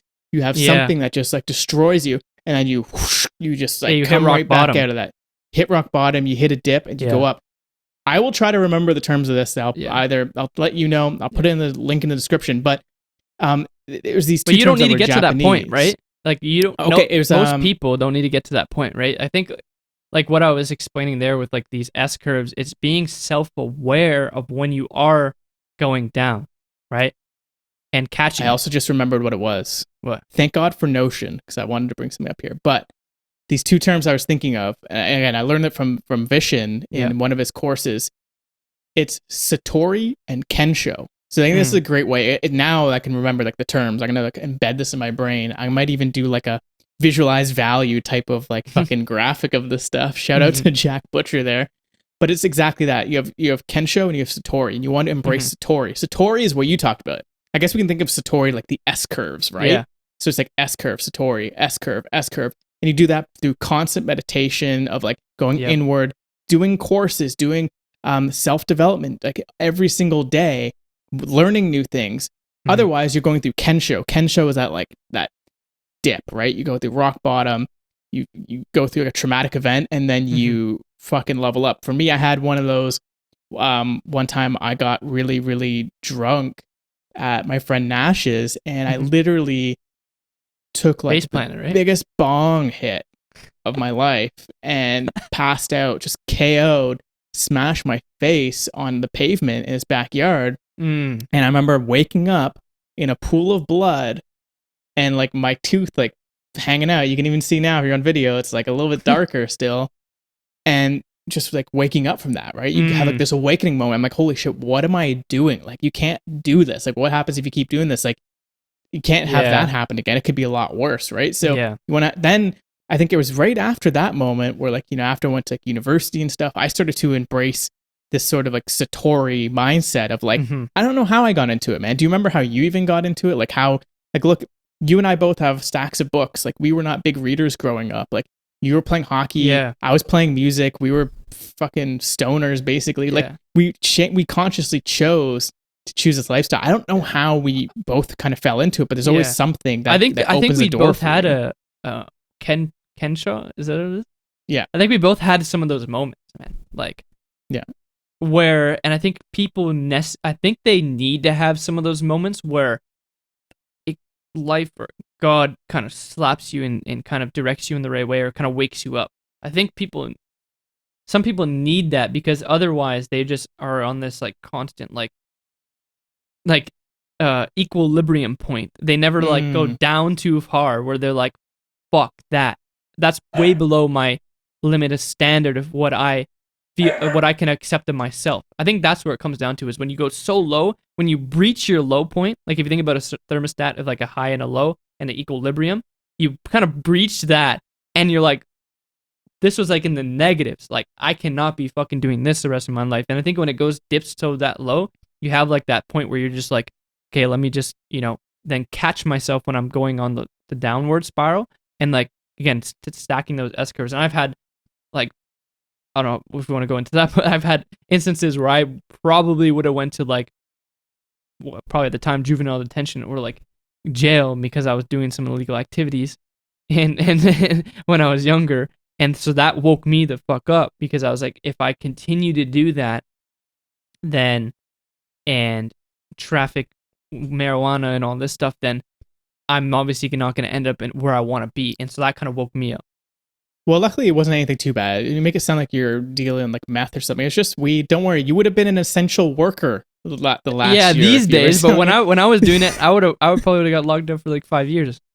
I know. It's weird how that works now. It's an essential service you can get on every corner in the city. It's so funny how that works. But I was also just like who I was at the time too, man. I was also dealing with the wrong types of people. Like I probably could have got into like all that shit, you know? Yeah, there's some shady fucks, man. But I think it's like, that's so true, man. But I did it more as like the entrepreneur. I was more of an entrepreneur doing it. Yeah. And that was maybe one of your first, other than like paper route, I don't know, that's still kind of entrepreneurial, but maybe that was your first like kind of taste of entrepreneurship. I saw a problem, right? I saw a need in the market and I filled that inefficiency.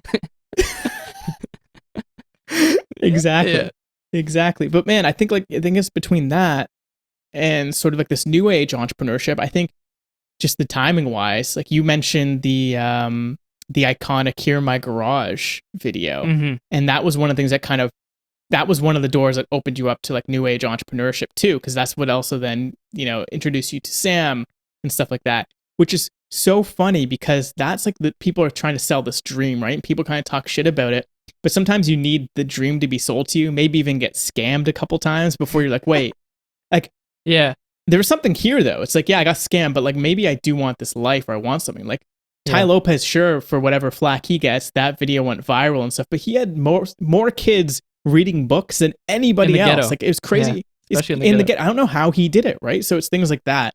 Was he one of the influences that like got you into reading, and then Yeah, after that, you kind of absolutely. you're flying on your own, right? He like it's like a Yeah, paper airplane. He throws it, and then you're on your own.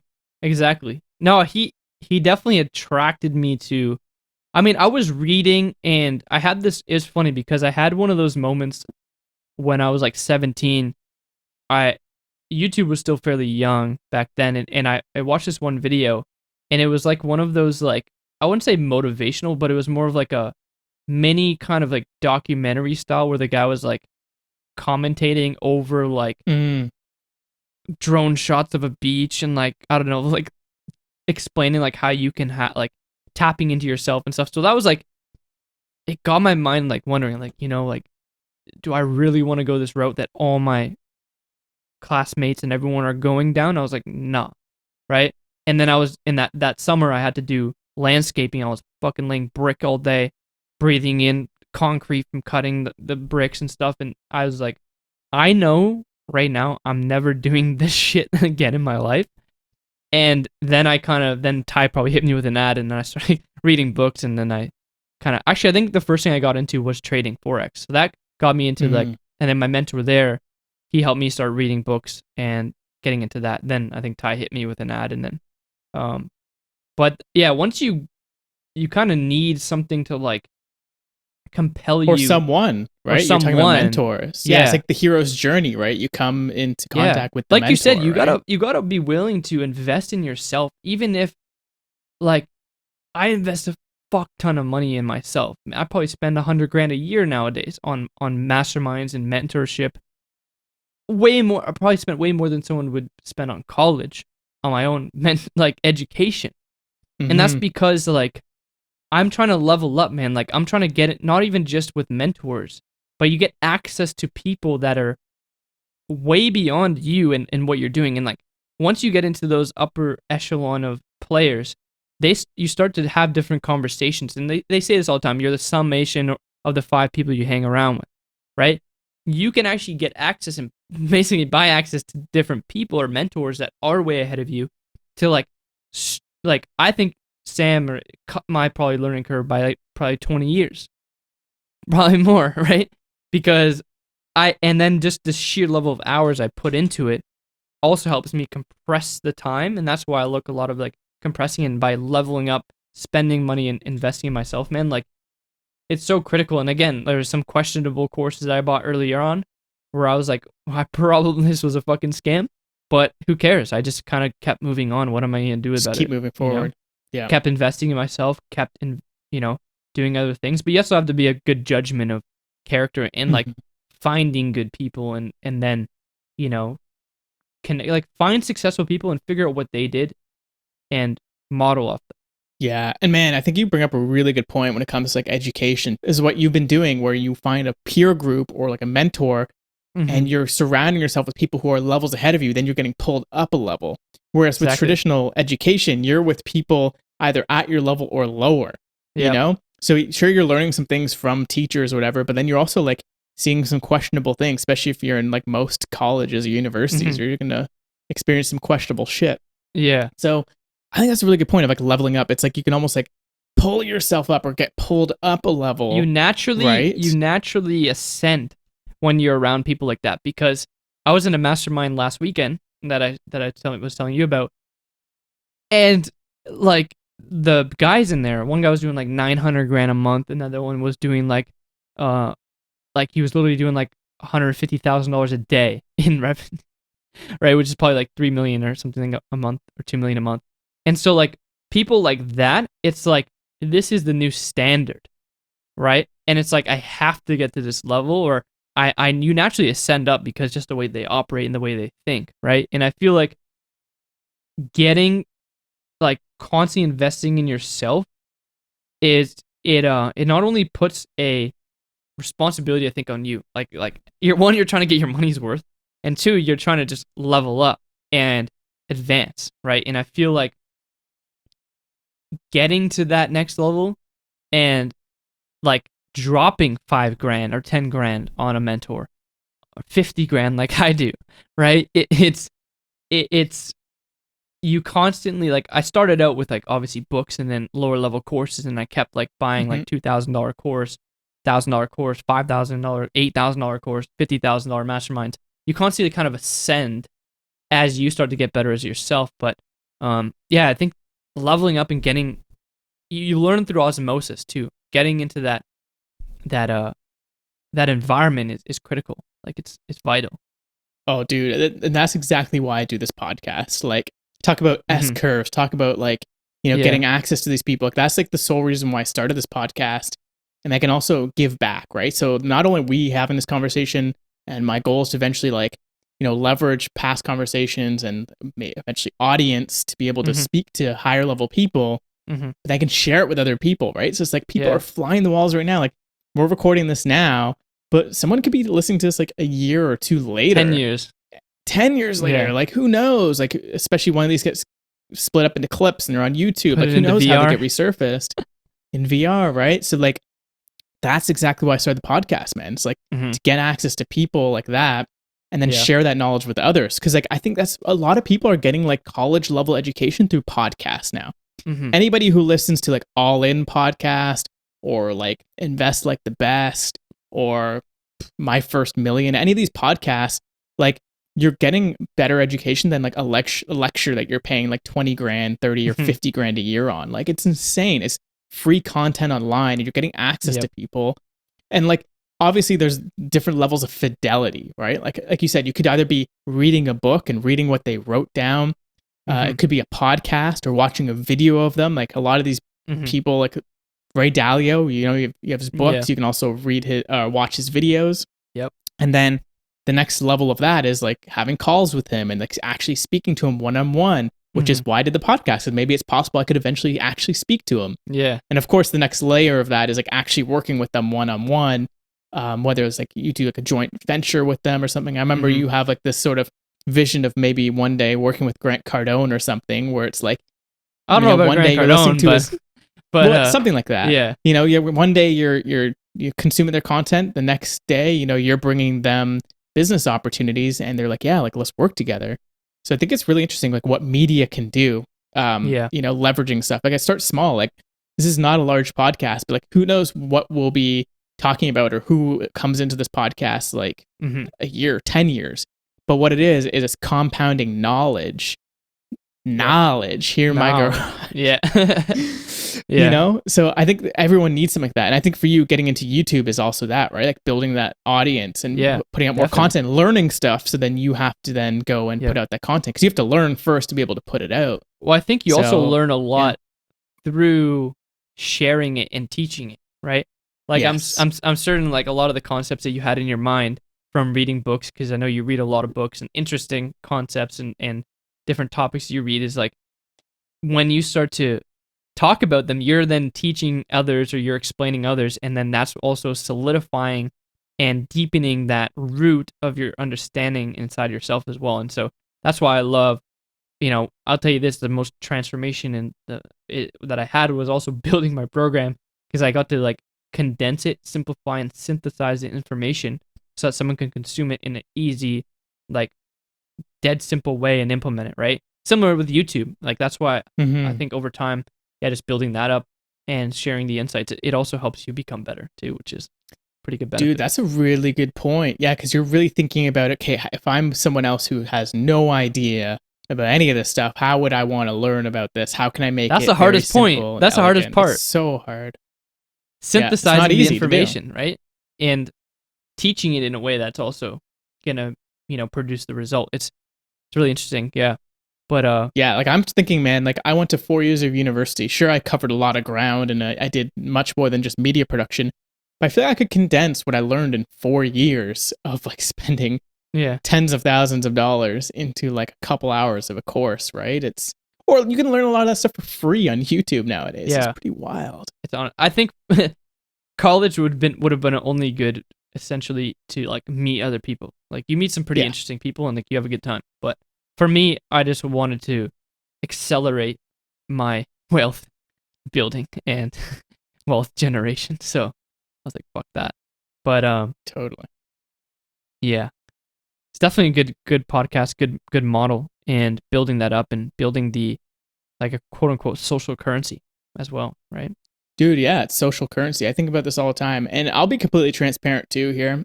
Anyone listening to, and I'll tell you this right now, Mitch, it's like one of the reasons I'm doing this too is like, it's almost like research. I'm like, I don't know what Yeah. that product will be. Even if it's a book, I've been thinking about a book where it's sort of like, we're talking about video games quite a bit and like Grand Theft Auto. Remember, you'd get those like game cheat code books Yeah. that would give you like cheat codes, tell you about the world, and it'd be like, a game guide. I want to build or write or illustrate something like that for like entrepreneurship and being in this world, right? So if I can like talk to people like you and other people in the podcast to just get their ideas and philosophies on the world, I can start getting other viewpoints that are not just my own. I can get all these different ideas, put it all into one nice package with that book. I know like Tim Ferriss has done that with like Tools of Titans.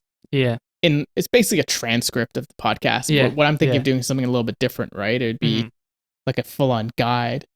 But and what that kind of it brings me into sort of this last like topic I want to talk about for this podcast with you, which is like the lattice work of knowledge that you've talked about. And that's kind of your terminology for it. A lot of people call it like just straight up knowledge management. But what I was just describing there, of like taking all these different seemingly unconnected ideas and start connecting them, you're calling it like a lattice work of knowledge. I know you got that from somewhere else too. So maybe you can kind of like dig deeper on that and kind of explain what you mean by that, and maybe how you've started to develop your own lattice work. Yeah, and like I also, it's like the unified field theory, right? In I think physics, right? Where you have a unified, like you have all these disciplines that you're learning, right? And you're again simply synthesizing them down and learning the core principles and the mental models, and then how they relate, interconnect with each other into one core thing. And I think that's what makes a really good entrepreneur, like or even just person, is like if you just know one thing, like say you just know psychology, or that's one thing. One of the flaws I think about university or college or whatever is they only teach you like one discipline. For myself, as an entrepreneur, business owner, I had to learn finance, I had to learn accounting, I had to learn marketing, sales, I had to learn copywriting, I had to learn like building out like actual products, right? I had to learn so many mindset, psychology. I had to learn all of that, and then how can I synthesize them and how can I interconnect them and learn the principles of the disciplines to produce like it's called the Lollapalooza effect is what, and I learned this from Charlie Munger. He's Warren Buffett's business partner. If you know him, he has a book called Poor Charlie's Almanac, and he also has something called the 25 Cognitive Biases. And he talks about in his book, or I don't know if he wrote it, but in the book, it talks about one of them which is the Lollapalooza effect, which is when all of those kind of converge and they condense into like one effect that has a unevenly distribution reaction in a sense. So, for example, taking like these disciplines of learning, for example, if you learn like software as a service, you learn psychology, you learn accounting, math, all these different things, and then it converges in and you create like Slack or you create like TikTok, and it just billion-dollar company, right? And so like sometimes they all converge down into like one thing, and then you have, again, I don't know if that was the case, but it's an example. Or you create, you make a trade in the financial markets, everything comes together, you invest in some big company or Bitcoin or whatever at the right time, and you just have these exponential results. But thinking about that in terms of when everything comes together, that's really what the Lollapalooza effect is. And like you said, creating that lattice work of learning these different disciplines, right? So I know you learn like art, music, all of these different things, and business, entrepreneurship, mindset, psychology. You're able to condense all these different disciplines down by understanding their core principles. And I think that is a prerequisite in this world to succeed, is being what Sam, my mentor, calls full stack, being full stack, right? And that's what I like to call interdisciplinary. And when you do that, man, like you'll just become a force because you're having so many different things to pull from. And a good example is Elon Musk. He knows engineering. He knows fucking building rocket ships. He knows like so many different things, and that's why he's able to create and like think from different perspectives, because he's able to take, for example, principles from physics or principles from biology or mathematics or whatever he's doing, like rocket science, and he's able to apply them maybe to like Tesla or Solar City or these other companies. Which they are, right? dude. Yeah. I don't know if you heard the new Roadster. They're gonna have a SpaceX version of it. Mm-hmm. Very special. It's gonna be like $100,000 or more or something like that. It's gonna be a special edition of the new Tesla Roadster 2.0 SpaceX edition, and it's literally gonna be able to fucking hover. It's gonna be a fucking hover car because they're taking it's insane stuff from SpaceX. It's insane. That's like a Lollapalooza effect, right? You can see like certain things where you're taking them and they kind of converge into one, like an asymmetrical reaction or result. Pretty interesting. It's pretty interesting. How much have you been like looking into that? Like, what do you research for that? Like, how do you even start going about that? And when you're thinking about your own, how do you manage that? And I think that's why things like Rome research right now are becoming such a big thing, because Notion kind of, but more so Rome is exactly that. It's a tool that allows you to start making these interconnections between different things and different ideas. And I'm really toying with the idea of starting to use it more and start adding my notes in here. And how do you make these connections? Like, do you think you need these tools? Maybe that's a loaded question. I don't think so. I don't think so, because organizing your knowledge is an important thing. But that's how I found the Kensho and Satori, dude, because I was able to Command P on Notion and I just searched Satori and I had it there. Eventually you're going to have a neural link in your brain. And what do you think about that, man? Do you actually think that that'll actually work? Are you afraid? I'm kind of afraid of that. Like, I mean, I'm afraid of cyborgs. Of it. I'm afraid of like iRobot. Like, that sketches me out. Like, I don't know what to think about it. If it's managed properly, but I just don't like how the fact that they could learn faster than us and eventually, take over the world. I don't know, but it's kind of. I think that's why Elon is making that, right? He's like, hey, if like we're gonna have AI, we need something that like keep us, yeah. And you talk about that a lot, merging man with machine. So maybe it's inevitable that it's gonna happen at some point. Well, you technically are, right, with the phone. It's just like Elon talks about is the connection is through your actual input and output, your thumb. Right? Yeah, but it's very slow. Yeah, he's slow. talking about He's that. like, it's like instant, right? And imagine your brain is connected straight to Google or straight to, you can literally snap a second and you literally know anything. But in terms of what you're saying, man, like I think with organizing the knowledge, I think it comes from, though, like, honestly, a deep understanding of the topic in and of itself and learning the principles, because principles are timeless. If you can learn the principles, you can. It's like you can hang anything upon that.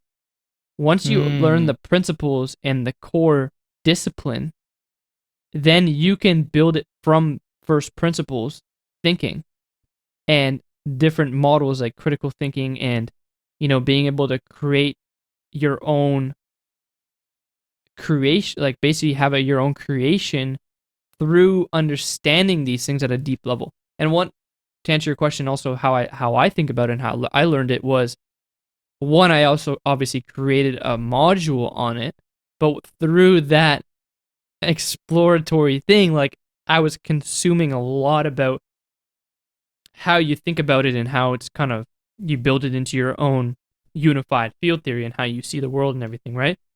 And it's about learning, like, you learn different things over time, not for the sake of learning them, but for the sake of advancing and building certain skill sets or advancing in certain portions of your life or business, right? And you just stack them.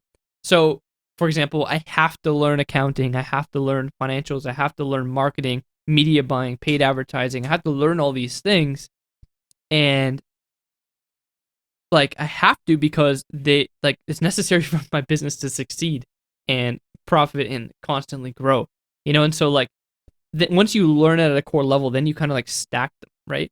And I think just thinking about it from that level, I do have like different folders where I kind of keep my my learnings, but it's not like organized like you, like Notion or Roam Research or whatever. It's like I'm just trying to like thoroughly understand it myself and then apply it and master it in a sense.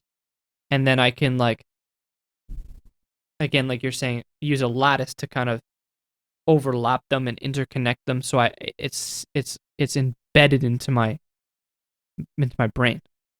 Right. And I think that's where tools like Roam or Notion does come in, right? Yeah. Like you have like different like whatever it is, a folder structure. There's a lot of great, again, like programs out there now and like courses like building a second brain that teach you how to like do this stuff. It's like literally building. Well, the you're second really good brain. with technology, man. Like the one thing I really like too, and what I've seen with you is using Kindle or using Notion and being able to like use them really efficiently and effectively. I think for myself, I'm like a guy that still like pulls out a pen and a physical book and underlines them, right? And I write in the book and I write in a notebook, right? I kind of like that because it's more real. I don't know, more real for me, but I've more increasingly been using Kindle and I always go back to like my highlights and I'm able to like really get that knowledge back and then take it and put it into a place where I can like easily access it. It's just access to the information and like the right information, right? Because in a book, you're only going to have finite amount of that's actually useful, applicable to your life. Yeah. And then, like you said, being able to use tools like Notion that's searchable, that's indexable, and then you can like, it's like a filing cabinet. You can pull it out, bam, it's right into your brain. And you can get any answer, right? Yeah, and I think Roam is different. It's not like a filing cabinet thing. I'm still trying to get the founder on there, dude. When I have him on, Connor, you got to listen to it because like he's fucking brilliant, this guy, and just like it's a whole new way of literally thinking because like it is taking this idea that we're talking about of the lattice work of connected thoughts. And there's so many people I know that use it daily, and I'm like, I just haven't been able to do it. Notion has some of the tools, and I've been using Notion, but I need to get into using Roam. I think this will now become my excuse to using it. But to your point of like the Kindles and stuff, the only reason I started using it originally was because I did a lot of traveling. Like when I went to Japan and stuff, it made no sense to carry like 5 thick ass books, right? But to have this one little Kindle, you can have it. Then I realized, the highlighting is great. And then I started using this app called Readwise. Dude, you should check it out. It automatically syncs all of your highlights from Kindles, from your Kindle, and it will then send it to Roam or send it to Notion. So you can have all just your highlights in a nice document. But the other thing it does that's really cool is every day it'll send you an email with random highlights from all the books you read.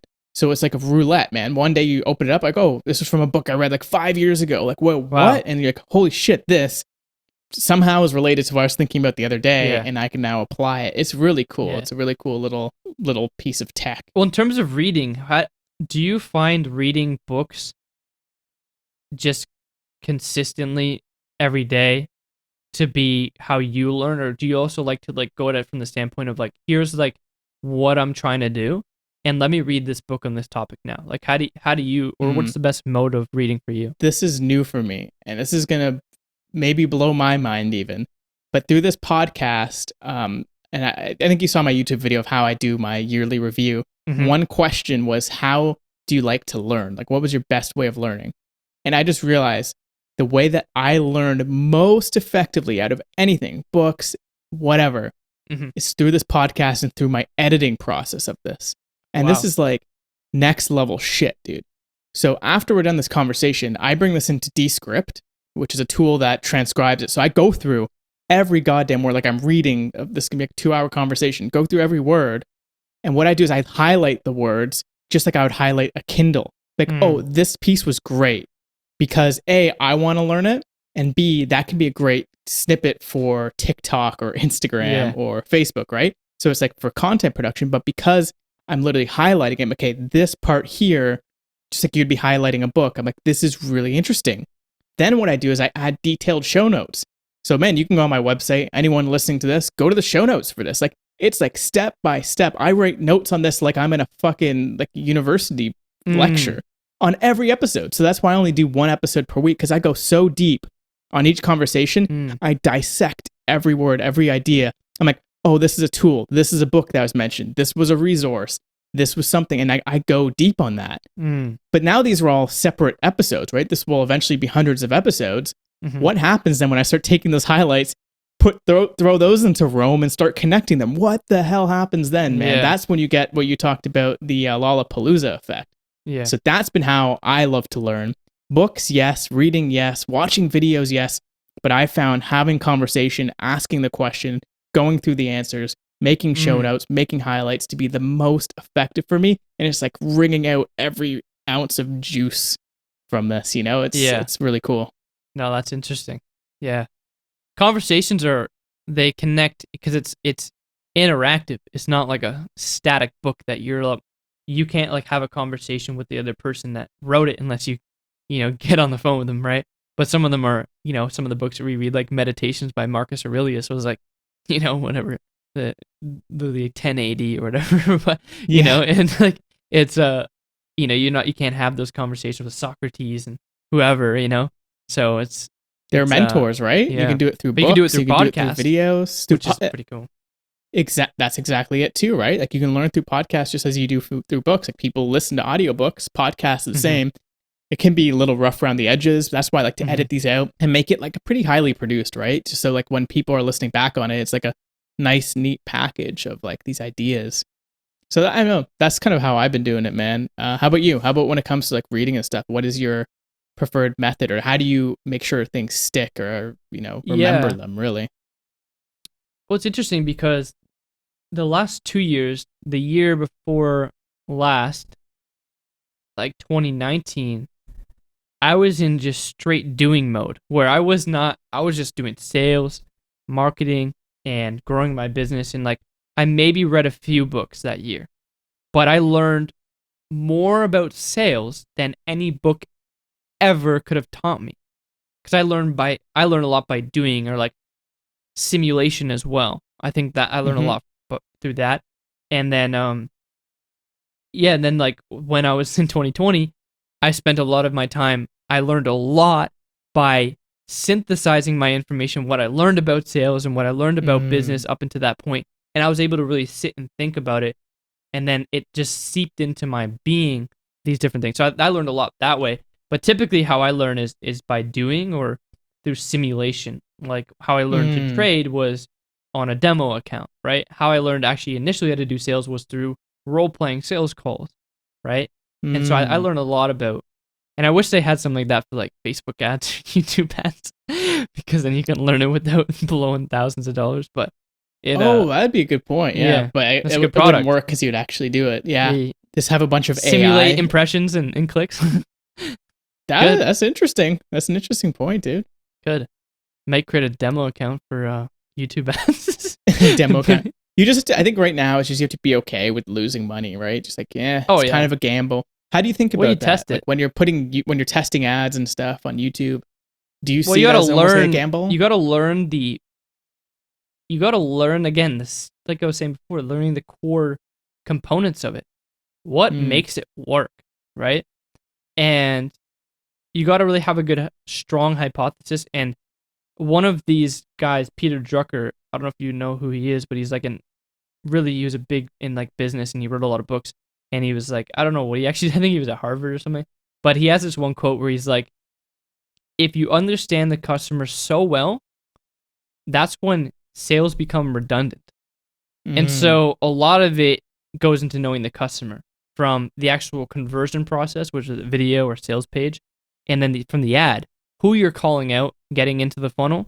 And so that's what really makes it work. And then I would say you just need to be an analyst looking at the data whenever you're doing that type of thing, right? It's good hypothesis, good product. I'd say if you have a really good product and you can deliver results, it will work. And again, it's different on different platforms, but a sales call funnel is way more forgiving than some other types of advertising you can do because of the margins, right? Oh yeah, like e-commerce and stuff. Yeah, like it's thin. Shout out to Longboy here. It's thin, man. It's hard, especially when you're doing cold ads. So we're trying to play around with some stuff too when it comes to that. It's difficult. You'll win on upsells and stuff, but especially when we're in a world of monopolies, right? Well, I guess it's like oligopoly right now. You have Facebook, Google, and Amazon. Yep. Who else do we have? Shopify. Not for ads. Oh, not for ads. You're going to ad networks, right? I mean, TikTok. Google is a titan. Finally, we have TikTok. It's different. Yeah. Like TikTok is out of there. But yeah, Google with And Google Facebook. and Google display ads and Google search ads You'd be and YouTube. surprised. Google is actually, that's why I'm pretty bullish on just Google ads. I wouldn't say just YouTube ads, because they own a lot. They own the two largest search engines in the world, Google and YouTube, right?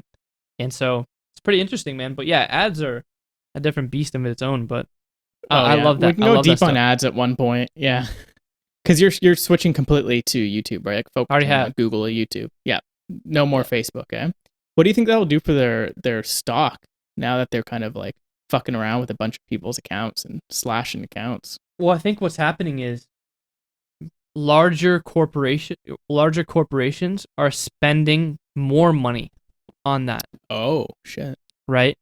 And so, but from the standpoint They're of trying to get rid of all the drop shippers. well, yeah. Well, from my understanding, they would rather have a lot of advertisers spending a little bit of money so that there's no concentration on one particular, like for example, if like, I don't know, Walmart or one of these big companies just like storm the market, and every time you turn on your Facebook app, you just seen Walmart ads all day. You'd probably never go back on Facebook, right? And True. so they want to make sure that their users are getting the ads that are going to be of interest to them, that are going to get them to buy the things that they would be most likely to buy, because that's also how they make money, is that their advertisers make money.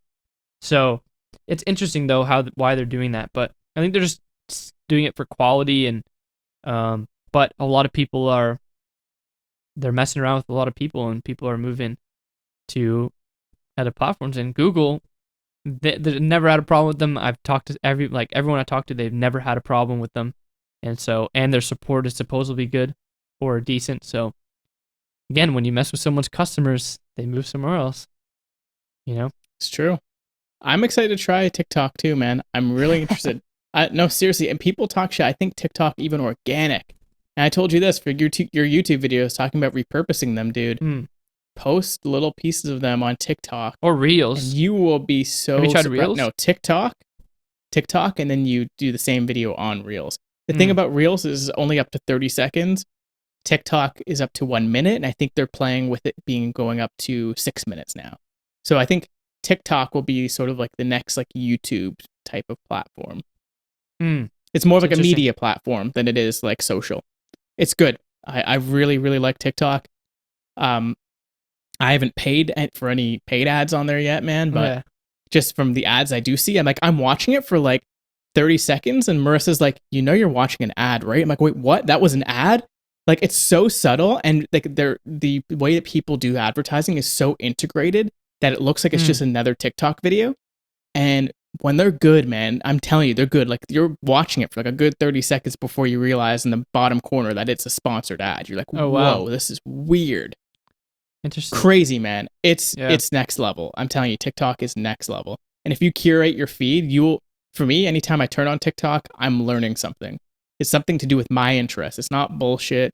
Yeah, sometimes there's funny shit because I like funny shit sometimes. Sprinkle that in there, right? Yeah. But I've curated mine that every time I open up, I'm like, here's a new hack with like Google ads. Here's a new hack with this, or here's that. I'm like, oh, like cool little things. Life hacks, like funny little things. I don't know, man. Cool. I fucking just deleted all my social medias. Like I sometimes it's not social media, man. It's not. I'm telling you right now, TikTok is not social media. It's just media. It's dopamine. It's another YouTube. It's all dopamine. It is. Yeah. It's like heroin, right? I mean, if you look at it's digital heroin, man. Yeah. Fuck, dude. But yeah, if you use it productively, I think it's good. Yeah, it's with anything, right? Like your computer, you can use it for porn to jerk off 24/7, or you can like make money with it, right? Like it's just infinite computer, right? And actually, you could do both. I mean, I'm sure you can make porn and make a lot of money too. I don't know. I haven't done it yet. Yeah. I'm just kidding. Mind Meld XXX. No, I'm just kidding. Genital Meld is the next thing. Got to sprinkle some humor in here, man. I don't like things to be too serious. I'm just looking at my notes over here. Because I have like these like sort of final questions before we get going, because we got to wake up early tomorrow, man. We are moving our dad into his new condo. Folks, you get a little bit of slice of life here. It's almost like a podcast meets a vlog almost. I don't know. Yeah. We're gonna be moving our dad in tomorrow, so we got to get going soon. But before we get going, dude, I have a couple questions for you that I like to sort of end things off, and I like to do this at least for the first one because I want to do more of these with you, where we can like branch off, like a, Yeah, I'm gonna just have you listen to this on my YouTube conversation. channel. Dude, yeah, let's do it, man. 100%. I want to do a podcast style, 100%. Dude, let's do it. I want to get into it. We'll definitely do more podcasts. We'll do more of these, just mind melding, dude. It's just open ended, right? But before we get going, dude, I want to ask you, man, like, let's just say you were to meet 10-year-older Mitch, comes back in like a time machine, in a portal, comes walking into your room. What does he tell you, man? What does 10-year-old Mitch tell Mitch today? Like 10-year-old me or 10 years in the So future? 10 years in the future, Mitch. Tell Mitch today. Well, I don't know because I'm not that 10-year person yet. Okay, so what would you tell 10-year-old Mitch right now? If you right now you had a time machine, what would you go back and tell 10-year-old Mitch? Yeah, that's a good question. I would tell myself to start early and hang out with the right people. And I would probably start reading books and starting to really build up my self-confidence and my self-image, like from an early age, and like get into the mindset and like fortitude that, because when I was like in that age, like by this time I'd probably be way ahead of I'd probably be created like, I don't know, like Zuckerberg $1 billion company by this age, because I did start pretty young too. But I would say, yeah, just reading books and like really channeling that confidence and that winning mentality in just all aspects of life, and starting early, starting to read books, starting to build those habits, starting to invest in yourself early at an early age, and just constantly, put yourself in the position where you're in the right place at the wrong time. Because I was constantly in the wrong place at the wrong time with the wrong people. And so just putting yourself in the right place at the right time with the right people, good things are going to happen naturally, and starting to be on that pathway of that continuous, non-ending learning and self-improvement, right? Building up that really strong self-confidence, that strong fortitude in your mind, resilienceness, and just pushing through anything and tapping into, again, remembering who the fuck you are and pushing through anything, and just knowing that you can literally accomplish anything that you set your mind to, and you can become anyone that you build inside your mind. Oh man, I love that. Are there any particular books that you would recommend yourself? You'd be like, Yeah, hey, you gotta read these. Relentless by Tim Grover, Psycho-Cybernetics, Awaken the Giant Within by Tony Robbins, and what's another one? I'd say Think and Grow Rich, and Rich Dad Poor Dad. Oh yeah, those are good ones. Those are like the first ones that people get into, like when Yeah. they're starting their journey too. What is something that you're really excited for right now? Like, what are you looking to the future? What are you super excited about right now? I'm super excited about creating just amazing products that people love and experiences. I don't know. It's interesting. I really fell in love with helping people transform themselves and their businesses. Like, I get fired up about that, and I'm really excited. And I wake up every day of like, how can I help and push this forward, and just get to the point where that person is like, I can just give someone what I wish I had when I started, and get them to the level that I am at now, or way surpass mine in a shorter amount of time, with less mistakes and a more profound result, and with less complexity and hurdles that had to be jumped over.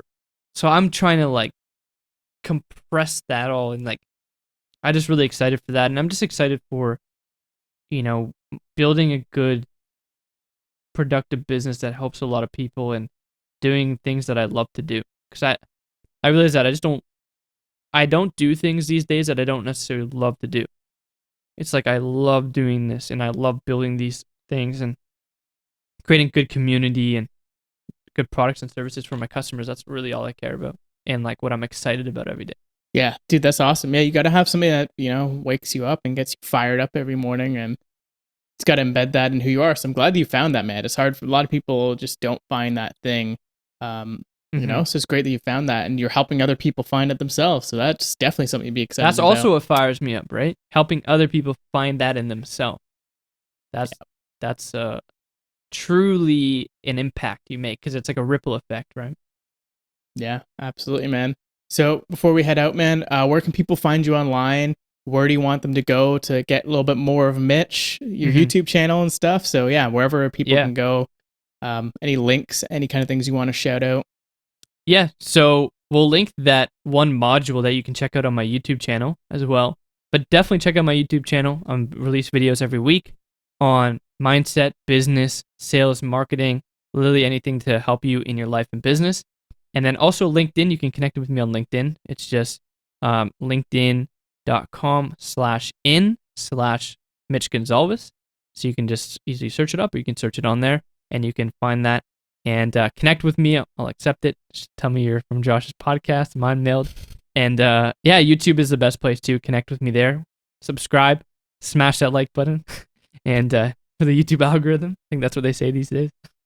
Yeah, smash the like button if you're watching this on YouTube as well. Yeah. And if you're listening to this on like Spotify or whatever, hit subscribe. Seriously, just put your notifications on. Pull that phone out of your pocket. If you're on a walk, if you're at the gym, just take that phone, unlock your phone, make sure you go to the app that you're listening to this on, swipe, use your Face ID, Finger ID, I don't know what fucking device you have, unlock that bitch, and hit the subscribe button and subscribe to this podcast. And then go over to Mitch's YouTube channel. Sounds like you're in the mob, man. Like, you'll break your legs. Gun to your head, you have 5 seconds to subscribe. Go. Yeah. It's a heavy call to action. A heavy call to action. Literally click this button or die. You have a drone outside of your window pointed into your apartment. You're gonna die. I'm kidding. No one's gonna die, people. I don't know. I hope like Google doesn't pick this up and they're like flagging this for shit. FBI outside your condo. Fucking FBI. My FBI agent's already outside the door. Gonna kick the door open. All right, Mitch. Well, I'm excited to see more of your YouTube videos, dude. Guys, thank you so much for listening. Go check out Mitch's YouTube channel. Go connect with him on LinkedIn. And don't forget to subscribe to the podcast. And we'll see you next time. Take care. Have a good night, good morning, good afternoon, whenever you listen to this. All right. Bye.